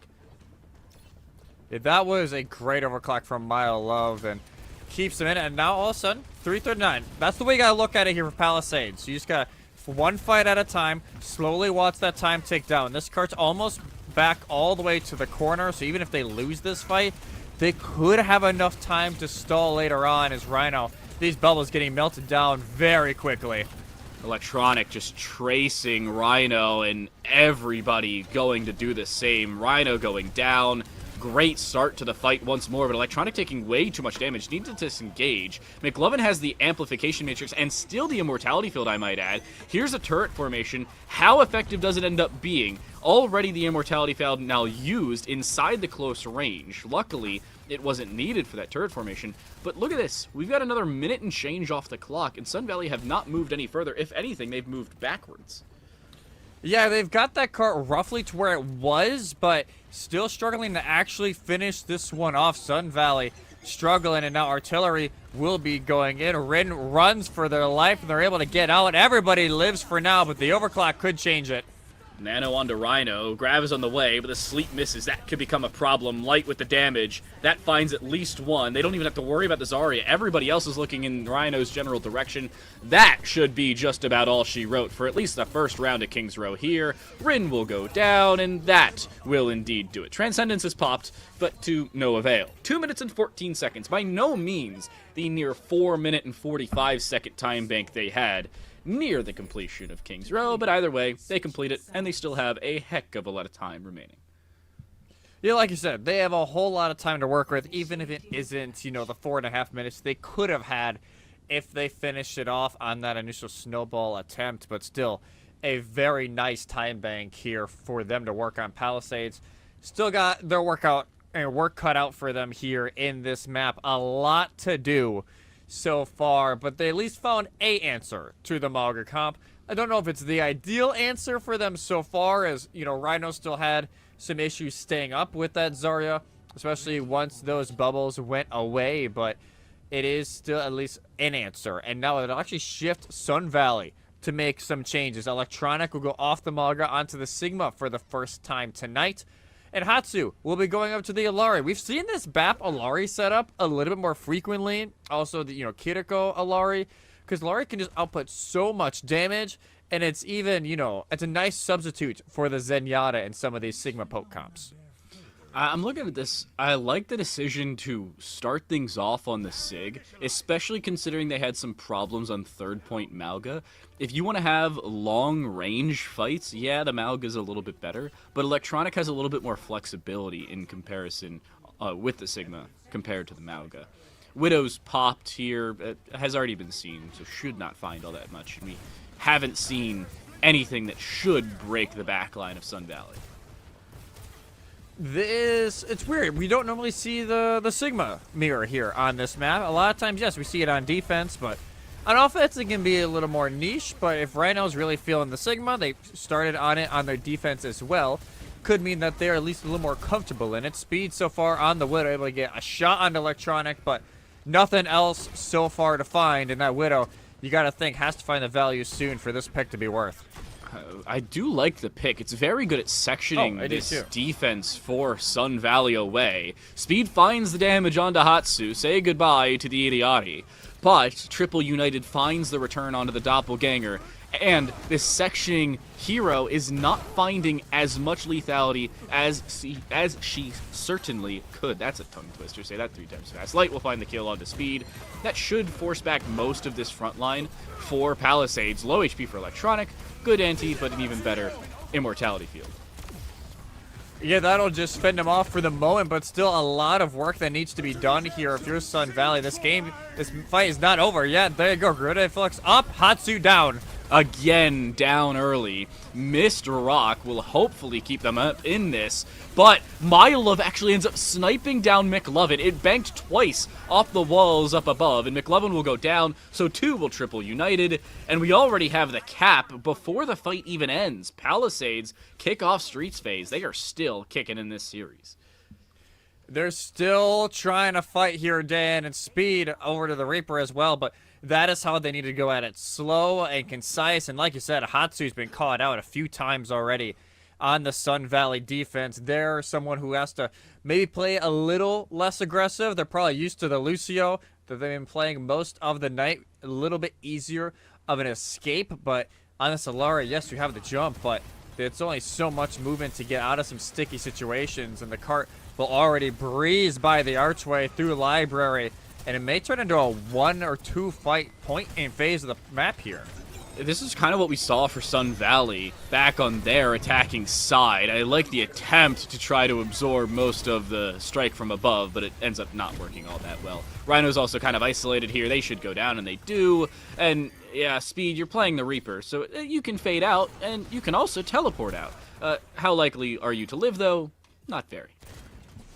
Yeah, Triple United finds the kill late on, and I have a feeling, especially considering the time bank that is left here for Sun Valley, Palisades need to finish with time regardless if they want to have a chance to win this map. A finish with 0 time would have the draw be the best case scenario, but you gotta think maybe this fight or next you have to win to have at least a comfortable amount of time going into final phase that can be historically tricky if you do not have the ults to kind of snowball it into that final corner. What we saw Sun Valley do is just everybody press Q when you have to. It's also the main reason they didn't fully complete Streets phase as quickly as they maybe could otherwise. They were still rebuilding some of those ultimates back from before they even started Streets. Light point blank with a Reaper. Usually you don't want to take this fight if you are the Sojourn, and Light understands that they will get at a dodge if they can. The problem is you're jumping into the middle of everybody. Somehow you get behind the shield, though, and you'll live. Oh, there's the Captive Sun. Uh-oh. This is a problem. Finds 1. Damage and kill onto a second, but there's a Death Blossom. It's a counter Q, and a successful one at that. Electronic finds at least some sustain with the Kinetic Grasp, but nothing that will keep them alive long term. Speed will find 4 kills, and Palisades are 1 fight from completing Streets. Palisades, what a Death Blossom there for Speed. As that fight, like you said, as soon as that Captive Sun went out, felt like it was maybe falling out of their reach, but all of a sudden, this is back in their favor. Bionade actually hits onto 2 as well, and that backline forces this push from Sun Valley to make sure they can stall just a little bit more tricky. Oh, Amp in the middle of everything. Grab used for Electronic, and that is the fight already gone. What? Surprising usage. They actually nano out Rhino, but he's now in a 1 versus 5. Through an Amp Matrix. Sure, you got the nano. That's about it. So, a couple ultimates, actually 3 of them you'd probably like back because Rice Grain was very late in using the amp of their own. That may be a problem. Yeah, it sounds like you're breathing. It sounds like be a problem. You good over there? I got something stuck in my throat. I'm okay. I'm okay. As Rin will go over to the Kiriko off the Ana, try and cleanse them out of some of these, especially the damage coming in from Triple United. Might be a pretty decent call considering that the artillery strike is coming soon with Palisades. You gotta think, they need to win this fight if they want to have enough time. Point blank. Oh, great rock. Mile Love will stick through it, though, and try and swing this corner. The problem is they don't really have a concerted opportunity to fight somebody. And Light already taking out Speed. That's your backline gone. You're a possibility of a flank taken care of. Decent strike, but it doesn't find all that much as the artillery formation really inconsequential there. Sun Valley's still kicking here, but with less than 60 seconds, they don't have all that many ultimates. I think Captive Sun's the only one they will have, other than maybe Amp. They could get Amp later on, but yeah, like you said, it will be that Captive Sun. If they can wait for the protection Suzu to go out, that could be ideal. Mild Love will send in the artillery and actually finds McLovin. Oh, McLovin's gone. That could be disastrous for this one. Luckily, still a disengage available, but Mild Love finds a second. That should just be Street's phase coming to a swift conclusion, and it is indeed. Palisades get the grace of another 90 seconds on the time bank. They've got an opportunity to at least complete King's Row. However, whether they'll have time or not is a different story. Yeah, if they have time, that is definitely the story. As McLovin not loving the ult usage there from Mild Love, as that will actually be that pylon as well. It gets broken very early. Could be a little bit less heals that Kitsune Rush goes in. Kitsune, but in the middle of that, there's the grab back the other way. Suzu used. It's actually fairly decently timed. The problem is it has to go to the ground as the damage is done rather than the wall beforehand. And even with the Immortality Field, still the early death, a follow-up onto Rhino. Will Speed stay alive? No, not so lucky. Back to 60 seconds for Palisades, and they still got 35 meters to go. 25 meters, I can do that. Yeah, the Suzu caught Rice Grain, which was big. It just didn't catch Mild Love for the impact. And it just the Bastion, a lot of your damage falls away. They could match it up here. Amplification Matrix early. McLovin has theirs as well, but they do have the advantage. 2 more ultimates on the board. You just got to make sure they can stagger them enough, because you got to make sure you can win 2 fights consecutive. As this time bank, like we said, they got to finish the time if they want a chance to win this map still. It's ticking down. It's still drawable for Palisades, still technically winnable.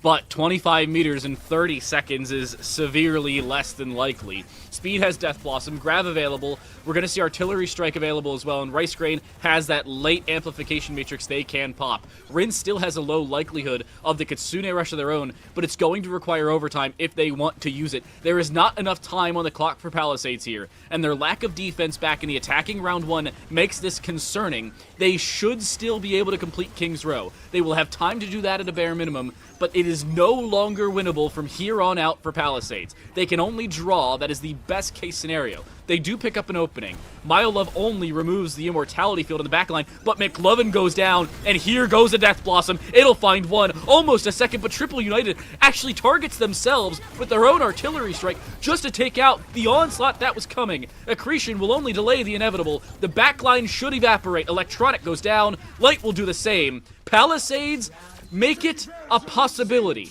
but that only possibility is a draw.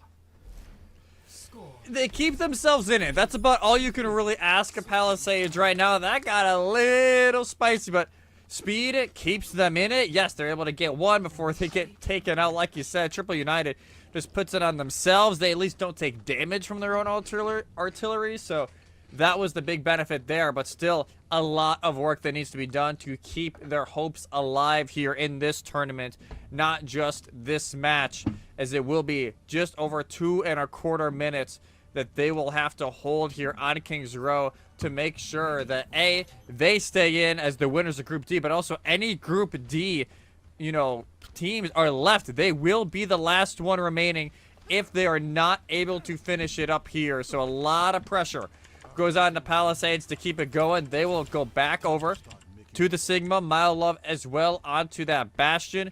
The little adjustment is Speed on the May. Going to try and catch Electronic off on this initial choke, as well as block off the heals later on when they try and move their way over to Hotel Sun Valley. Not a lot of shock here in this. They'll go back to the basics with the Maga, Bastion, and Sojourn with the Lucio Baptiste. The cards are in their hand right now to try and make sure they book a semi-final appearance tomorrow.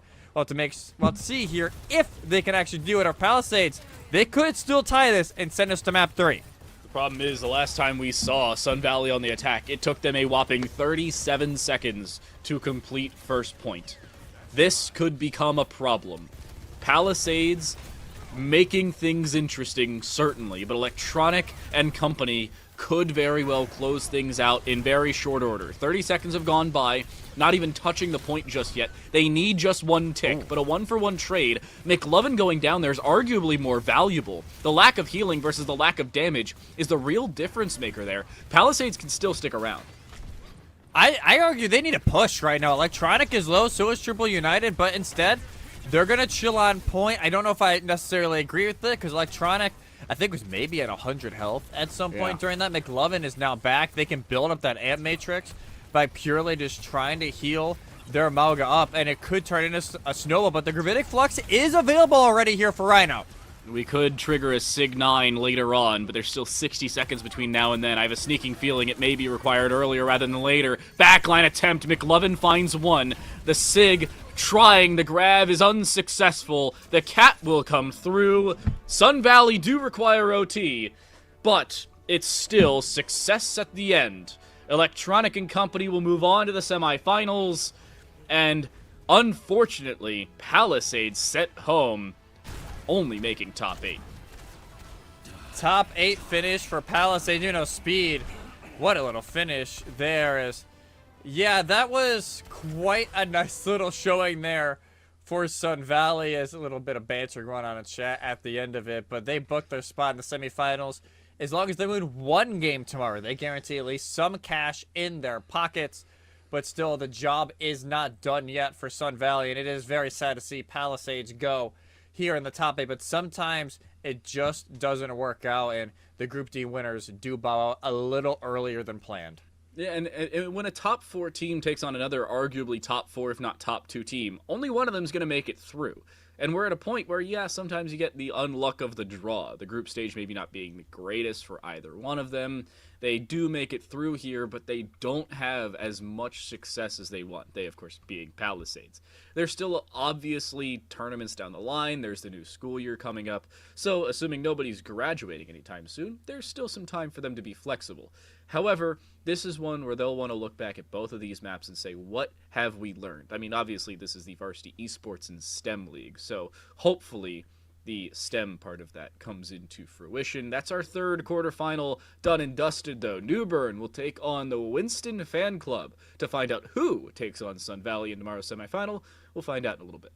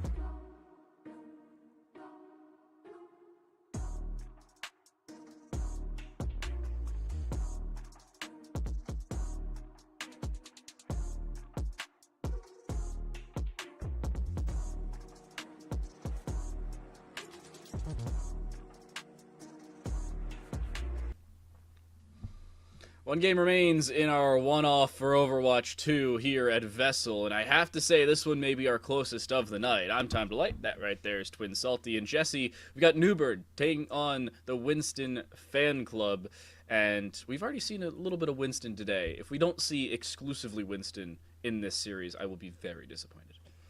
I will tell you, we're probably not going to say exclusively Winston, but... Well, calm down, Mr. Soldier One Trick. As, yeah, Winston fan club will be going on here against Newburn, who, you know, funny enough, Newburn did not win a game in group stage. They went 0-3 in group stage, but actually won their first game of the bracket 2-0. So, you know, when you beat a team like Live With Honor, who won Pool B, that is at least somewhat of a confidence boost. Like, hey, maybe it was not something that actually, like, our full set of skill.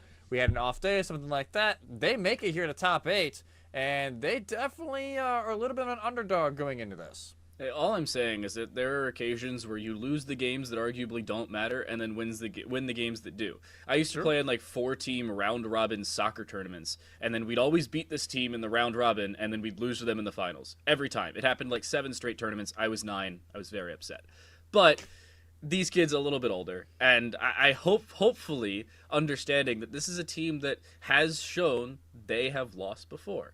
This is also a squad on the opposite side in Winston Fan Club where we have seen them do well. I still want to see exclusively Winston, but we're heading on to Ilios. I don't know if that's going to be the case. I see a Mauga. I'm already concerned.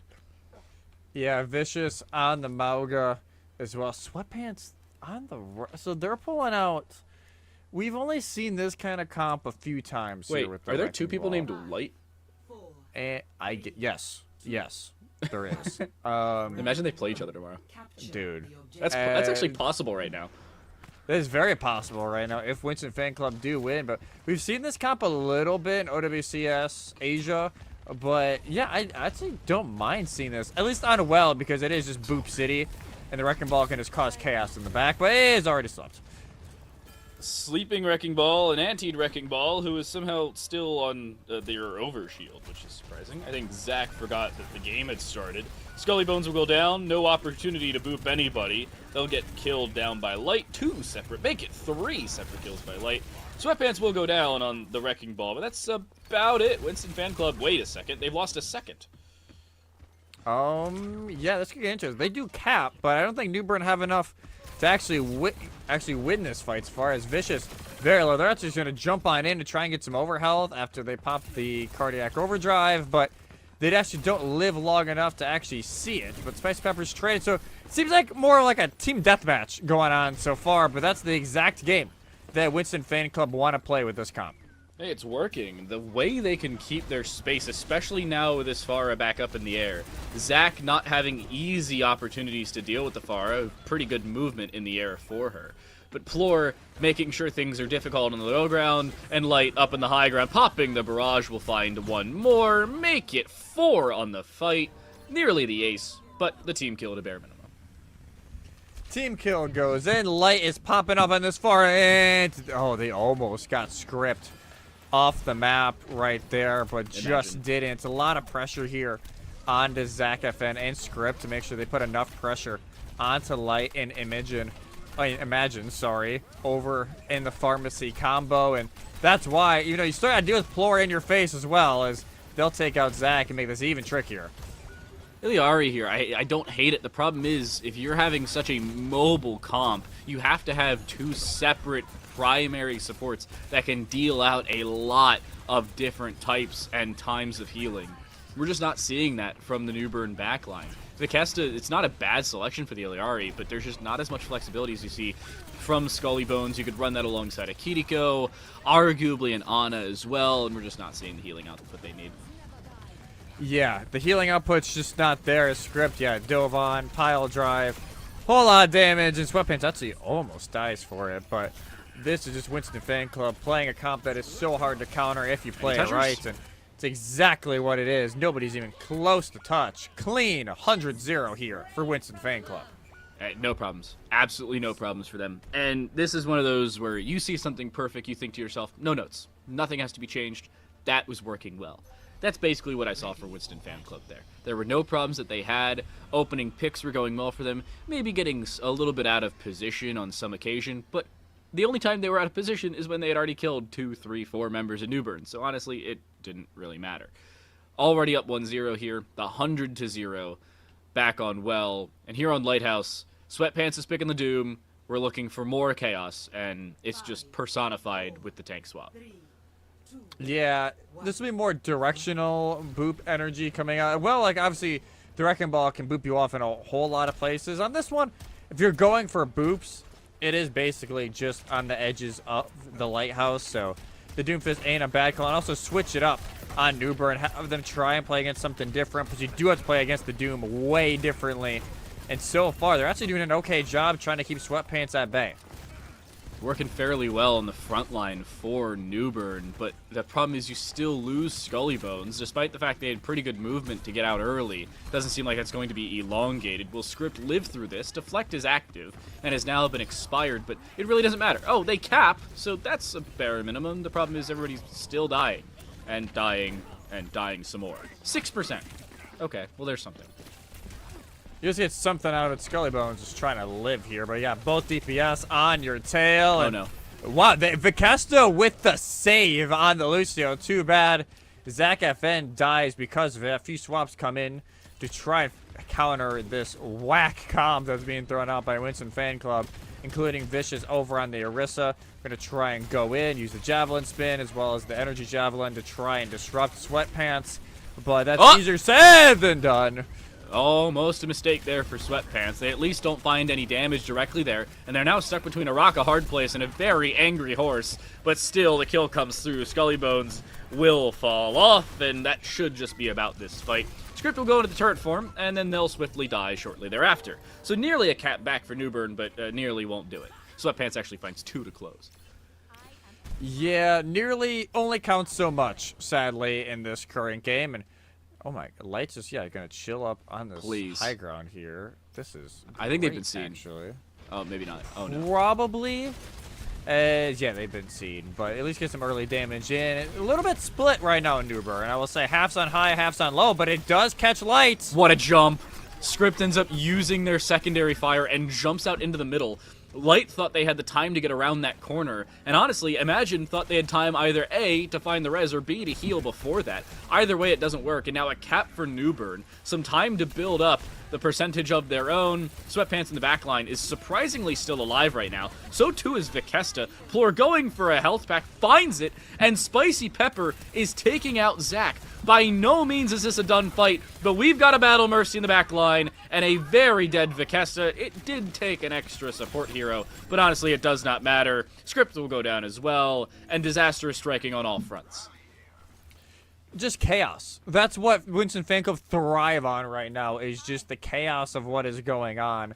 You see Plur running all over the place, Imagine's battle mercying with Val, and that's exactly what they want. They want Newburn to be just a little bit off kilter. They want them to be disorganized, and that's exactly what they've been able to get so far. Soundberry goes in, and Zach's able to find 2. Finds 2, but Scullybone still goes down, and it won't mean all that much. Sweatpants is followed up on, and Newburn have a new breath of life in this. The problem is it too late? Jesse, I'm going to be honest here, I think it may be. The problem is you're one fight territory with still 50% of your own to go, and you only have Terra Surge and Amp, and you're about to lose Amp. You at least almost did. Yeah, eerily close to, the Reaper has been caught out, and that will be that by... What? Terra Surge finds very little. The Reaper was on low HP, so many pieces of ultimate, or pieces of utility are forced out on towards them, and even a backline on towards the attempted health pack doesn't end up working. Winston Fan Club will indeed end up finding the Lighthouse sub-point and the map of Helios. 2-0 here on map 1, and if that's any indication of this series, maybe see a 2-0 in the series. Yeah, this is giving me NYXL vibes right now, I will not lie to you. Maybe it's part of the Doomfist, but Light on the Pharah with the Pharmacy Pocket of Imagine did so much work in the backline here, and just always kept Vicesto and Script especially on their toes. It was just too much, honestly, for them to try and handle. And it makes you really think, can you even pick a map right now that doesn't allow that far to at least have something going on? Because the hybrid maps is Blizzard World, Kings Row, Midtown.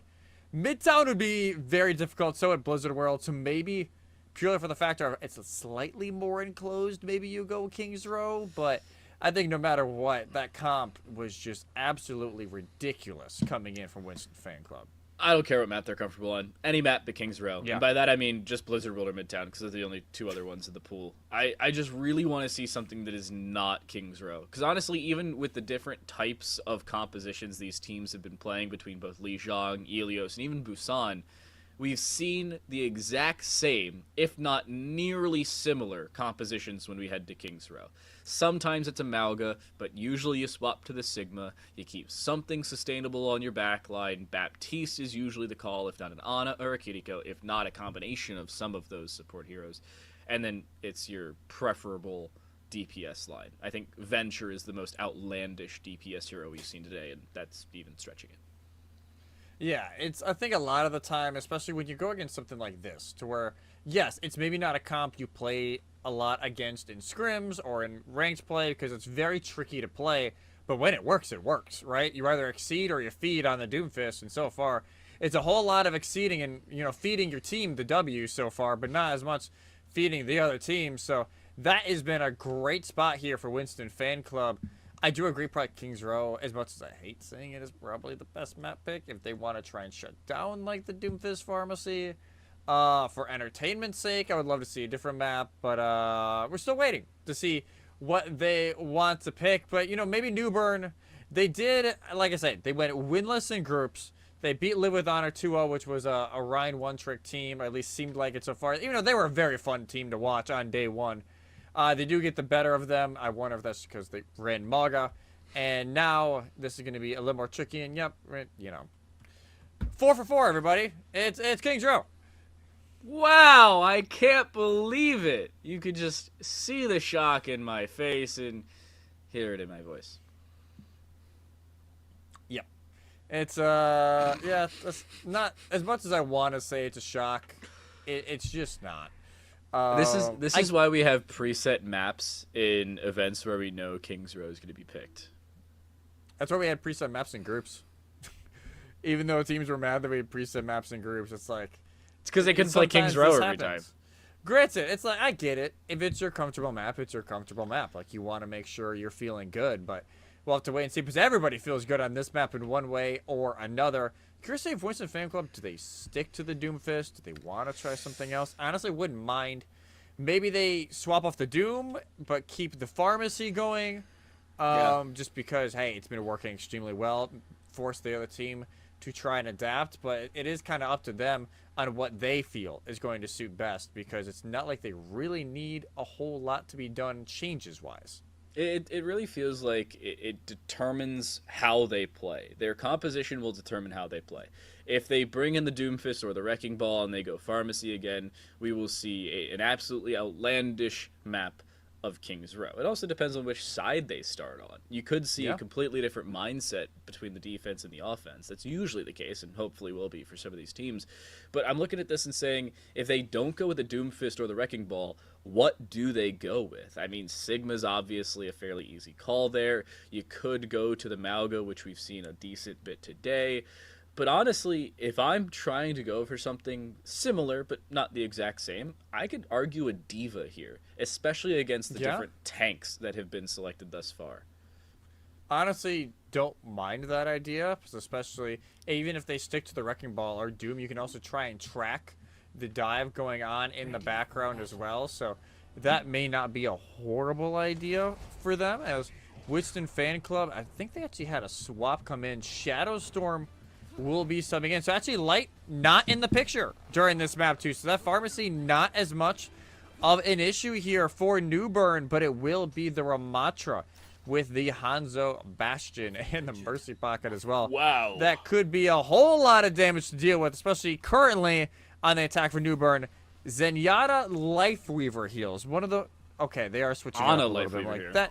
That's at least a little better, as I'd worry a little bit for their health and safety if they kept the Weavers in. Well, we've seen a swap on their side as well.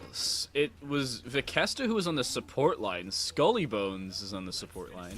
Oh, true, So, yeah. Yeah, we see It was a swap Vicious on tank. Yeah. It's a swap on both sides. I don't know how successful it's going to be. I like the Reaper selection, but Vikesta playing with this Zarya. Honestly, the bubbles are not going to do enough against the just raw damage output. I say that as Shadowstorm immediately dies. So, ironic, hilarious, and a Caster's Curse right off the bat. And there's the backline for Zarya. Nearly full charge. Will she live? Yes, to find one, but she should go down, and she does. The res does go off in the back as Plur, I think it was part of their own demise, shooting the deflecting Genji, but Sweatpants able to clean it up, and now Newburn just have to chill out for a second. You could tell they were anticipating a different composition. Vikesta now going over to the Doomfist. This will be the grip pulling them away, but I think that actually may kill Scully Bones. No, that's it, live, but their tank does not. So a lot of just chaos going on right now, and Newburn just got a reset here with already a minute gone. Believe it or not, that wasn't a life grip out of a fight. That was a life grip into a fight. They're like, wait, we need help. We need help. Get back here. And then they're like, oh, wait, I have a whole ability that can do that. It's like an Uber, but for damage. Yeah, right. It's like, oh, we're going to take you from one fight to another, and no charge to you, potentially your life, but, we're going to put that in the very small fine print in the very bottom of the contract. Wait, Script just deflected the storm arrows onto Plor. Imagine that. Plor had to get the res just to live through that. Second attempt at storm arrows. There's the Dragon Strike. It does not get deflected, but the Tree of Life should keep them alive, not in the middle of an annihilation at the same time. Script's going for a backline and misses all of the shurikens available to him. This is oh my. Oh no. Uh-oh. That was And that was Script is now getting hunted. Sonar goes out. They don't actually see them, but they hear them back here near Arch. He just climbed. Oh. And somebody's shooting him up there. I think Spicy Pepper? I said, they're just, poor Script, running for their life right now. There's a manhunt going on where the rest of the team is closing in on Sweatpants. Oh, and with this diva, you don't have a DM to face both directions. There's one. Attempted Death Blossom. It gets evaporated. So the D-Mech of Vikesta. There's the Dragon Blade in the backline, but it's in the middle of an amplification matrix, and a melee ends up landing. Now Scully Bones trying to finish what the team started. The problem is, you don't have any help to do so. Great secondary fire does the damage by Plor, but they won't find any lethality. Sweatpants finds two in the backline. The support line is gone and will be here no longer. But at the same time, it's now Sweatpants alone in a 1 versus 2. Their Devour has been eaten by a defense matrix, and now they have support only for Vikesta to be demeched, and there's only one tick. Only 1 tick so far, very close to a second, as they are able to find Shadowstorm without their tank in mech. This is getting into second tick found. Oh, my goodness, they may be able to cap it all the way through. Script finds one, tries to find Imagine, but cannot do so before the res. It doesn't matter, though. A remech there for Vikesta. In the middle of everything, I might add. If they kill the diva there, it's a completely different story. Either way, Newburn will at least give themselves a shot to move forward. They complete the cap on first point, and we move to streets. That was a lot. Just to say it bluntly, I think it was dang near impossible to actually catch everything. Sweatpants tries to use Annihilation to save it. They get burned down by Zach, and it just doesn't turn out. Script is getting a ton of value out of these deflects. Shadowstorm and Plor not having as much discipline as you would hope to try and not shoot during the deflect, just trying to anticipate when it will stop, and it's starting to really harm them. Dragon Blade there. Mech is out, will find the Immortality Field only, but Plor going down after it's taken care of. Zach ends up teleporting to the backline, but he dies off of a very elevated Spicy Pepper. Very not adept to the humans there, and that should be just about it for the fight, Winston Fan Club.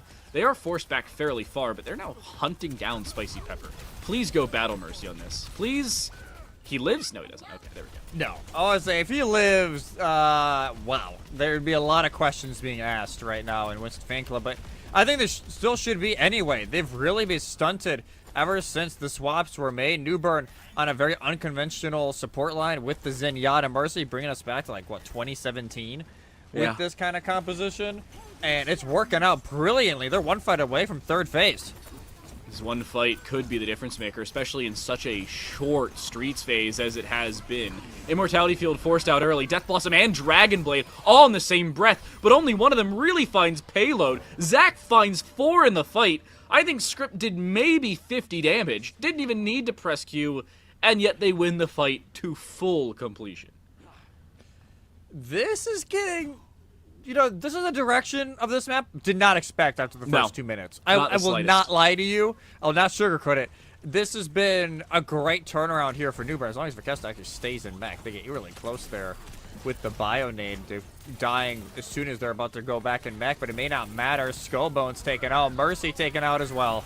Oh, and just everything collapsing. Vikesta gets demeched and will not live outside of it for all that long. Does Zac have their fade? Yeah, well, they did. And then they died.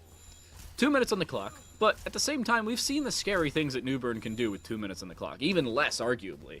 This is still, by no means, a done deal. Oh, by no means is this a done deal. Vikesta, especially now, on the Roadhog. Script is in the back line. I don't think they ever actually got killed. They were chilling up on that high ground, but now trying to find Plor. Lamp has already had to get used, and Vikesta finds Sweatpants off the map. The damage is good. The hog hook was even better, arguably. The problem still, how in the world is Vicious out in the open like that, and then not immediately dying? Close range fight, Scully Bones is on nearly 1 HP, and ends up living through it. But all this chaos is just delaying the inevitable. Remember, another stagger. That's more time that, at this point, Newburn does not have available to them.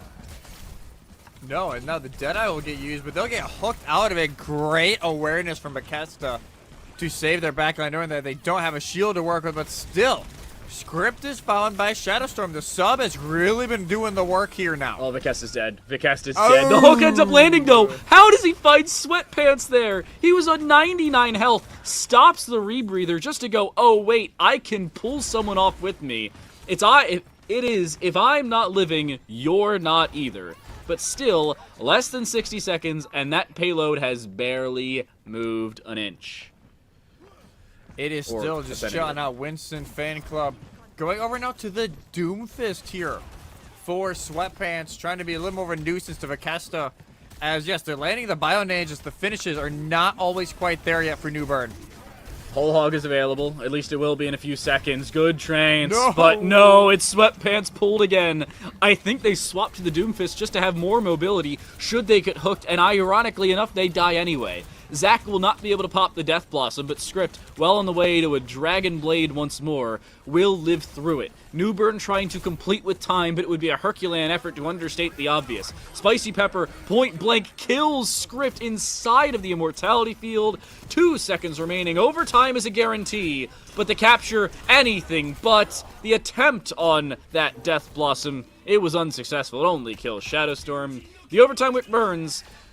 But 85% of the way there, if not more than that, Newburn can be very happy with how they finished their attack of King's Row. I think very content, considering how it started. I will say Script is probably kicking himself right now, considering they almost have Blade at that point when they die and they don't get to use it, which could have turned the fight all the way around. Just a moment that they obviously are going to be wanting back, considering. So, not like I said, though, not a horrible play there for Newburn, considering how it started, and they're at least in a position still to make something out of this map. So, like I said, not completing the map, getting eerily close to it, and now we'll have to put up the wall on defense. They'll go over to the Sigma comp that is oh so familiar to play kind of the poke with. Script actually on the Junkrat here to start. Winston fan club, for the moment he's in the Roadhog. I don't know if that'll stick, though, if they see Vikesta's on Sig. If I'm trying the Roadhog here, I'm okay with playing a Sig as long as I can segregate them from the rest of the team. If I'm at a point where I can get the hook and then they're just isolated, it comes down to how good is Scully Bones with their Immortality Fields and how quickly can Vicious land their sleeps. It'll probably end up being, oh yeah, we see Vikesta after one fight, and if it doesn't work, then we swap. If it does, then we'll stick with it. I'd anticipate that this has a one-fight lifespan, if any at all. Yeah, I got a feeling this won't stick for horribly long, as Shadow Storm's also getting just poked out as they try and peek top. And yeah, they're going to make the swap already. They'll go over to the Cassidy, try and match the Cassidy of Zach FN. Sweatpants, they're going for it.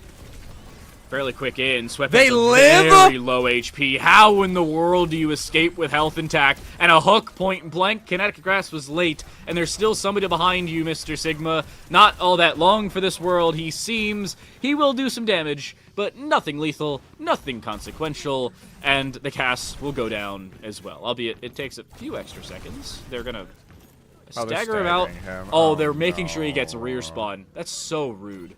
Watch this. Watch the top right of your screen. It's very smart, Zach FN, but rude. Zach FN will not spawn till right now, and they've already capped first point, so he'll spawn all the way back at the end of third.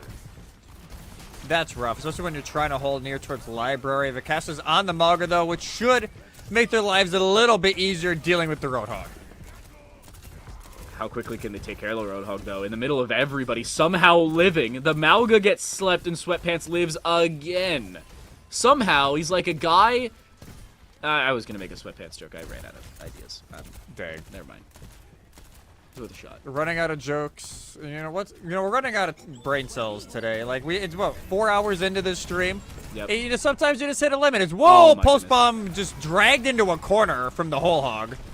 And Scully Bones just could not get off that immortality field. Sweatpants finds 2 more on top of it, is credited with 2.5, and Plor just goes sprinting or blinking down for 1 extra. The Cassidy should also be dead up above. Another stagger of your primary DPS, and this is just bad upon worse. Yeah, Newburn gotta find a way to stop the bleeding at this point, because if Winston Fan Club have, 4 or 5 minutes going into final phase, and they know they don't have to fully complete the map, they just gotta win maybe 2 fights in a row, that could spell disaster and the end of the tournament here for Newburn. So they'll be looking here. Deadeye, they'll have an almost cage fight. Or the sleep again. At least the fall down of Vikesta. They're in the middle of everything alongside the Kitsune Rush, and already we're seeing the second point capped. Deadeye was available, and Sweatpants finds a headshot with a shotgun. Either way, this is just going from bad to worse. Great Suzu, I might add, but a second phase already capped. 5 minutes and 20 seconds to go within 10 meters of the finish. Yeah, this is getting bad now for Newburn. They use a few ults during that, find absolutely nothing. It's not even like they're not running a counter comp. Vikesta on paper should be melting Sweatpants, but they just seem to live when it should not even be physically possible. The heals coming in from Spicy Pepper and Imagine have been ideal, and look at that! Another hook onto script. It's just continually going the way of Winston Fan Club, and they're more than happy to play around Sweatpants and this hog. Deadeye popped, finds 1 more, the Pulse Bomb another. Vikesta in the middle of everything gets hooked and stunned out. Should be dead there, has a little bit of help, but not enough to live, you'd imagine. Sweatpants does get nanoed, but the cage fight is just something to try and delay what will inevitably become a death regardless. 5 meters to go as they hunt down the golden box of victory, and they'll find it in short order. Winston Fan Club 2-0 here on this last quarterfinal, and they are headed to the semis tomorrow. They book their spot in the semifinals against Sun Valley for a chance at keeping themselves in it, and at least need to win 1 game tomorrow to win some prize money. And this was, yeah, granted, this kept them in it here on the attack Newburn, but not enough to keep them in the series and the tournament. They will bow out as the final team to finish between 5th and 8th place.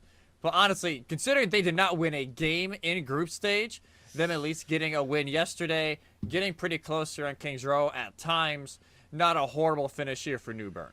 Yeah, they should be very happy with how they finished. I mean, honestly, coming out of group stage without a game victory is not good. We're going to understate. We're going to state that right off the bat. But then you come into the, we'll say, bracket where you're facing up against a team that won a pool, you beat them, and then you make it, we'll say, a concerning series against a team, albeit Ilios was not the closest thing in the world, but it was still, it had notes of victory around it. And then Kings Row, you almost complete the map.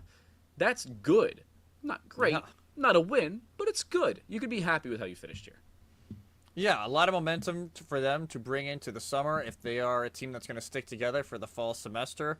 Yeah. Some momentum. They can bring in a lot of notes as well that they can bring on forward. But Winston Fan Club, we saw the diversity. That was the big thing they showed. They showing you ball comps, Doomfist, Sigma, Ram, Hog. They're showing you everything you could want.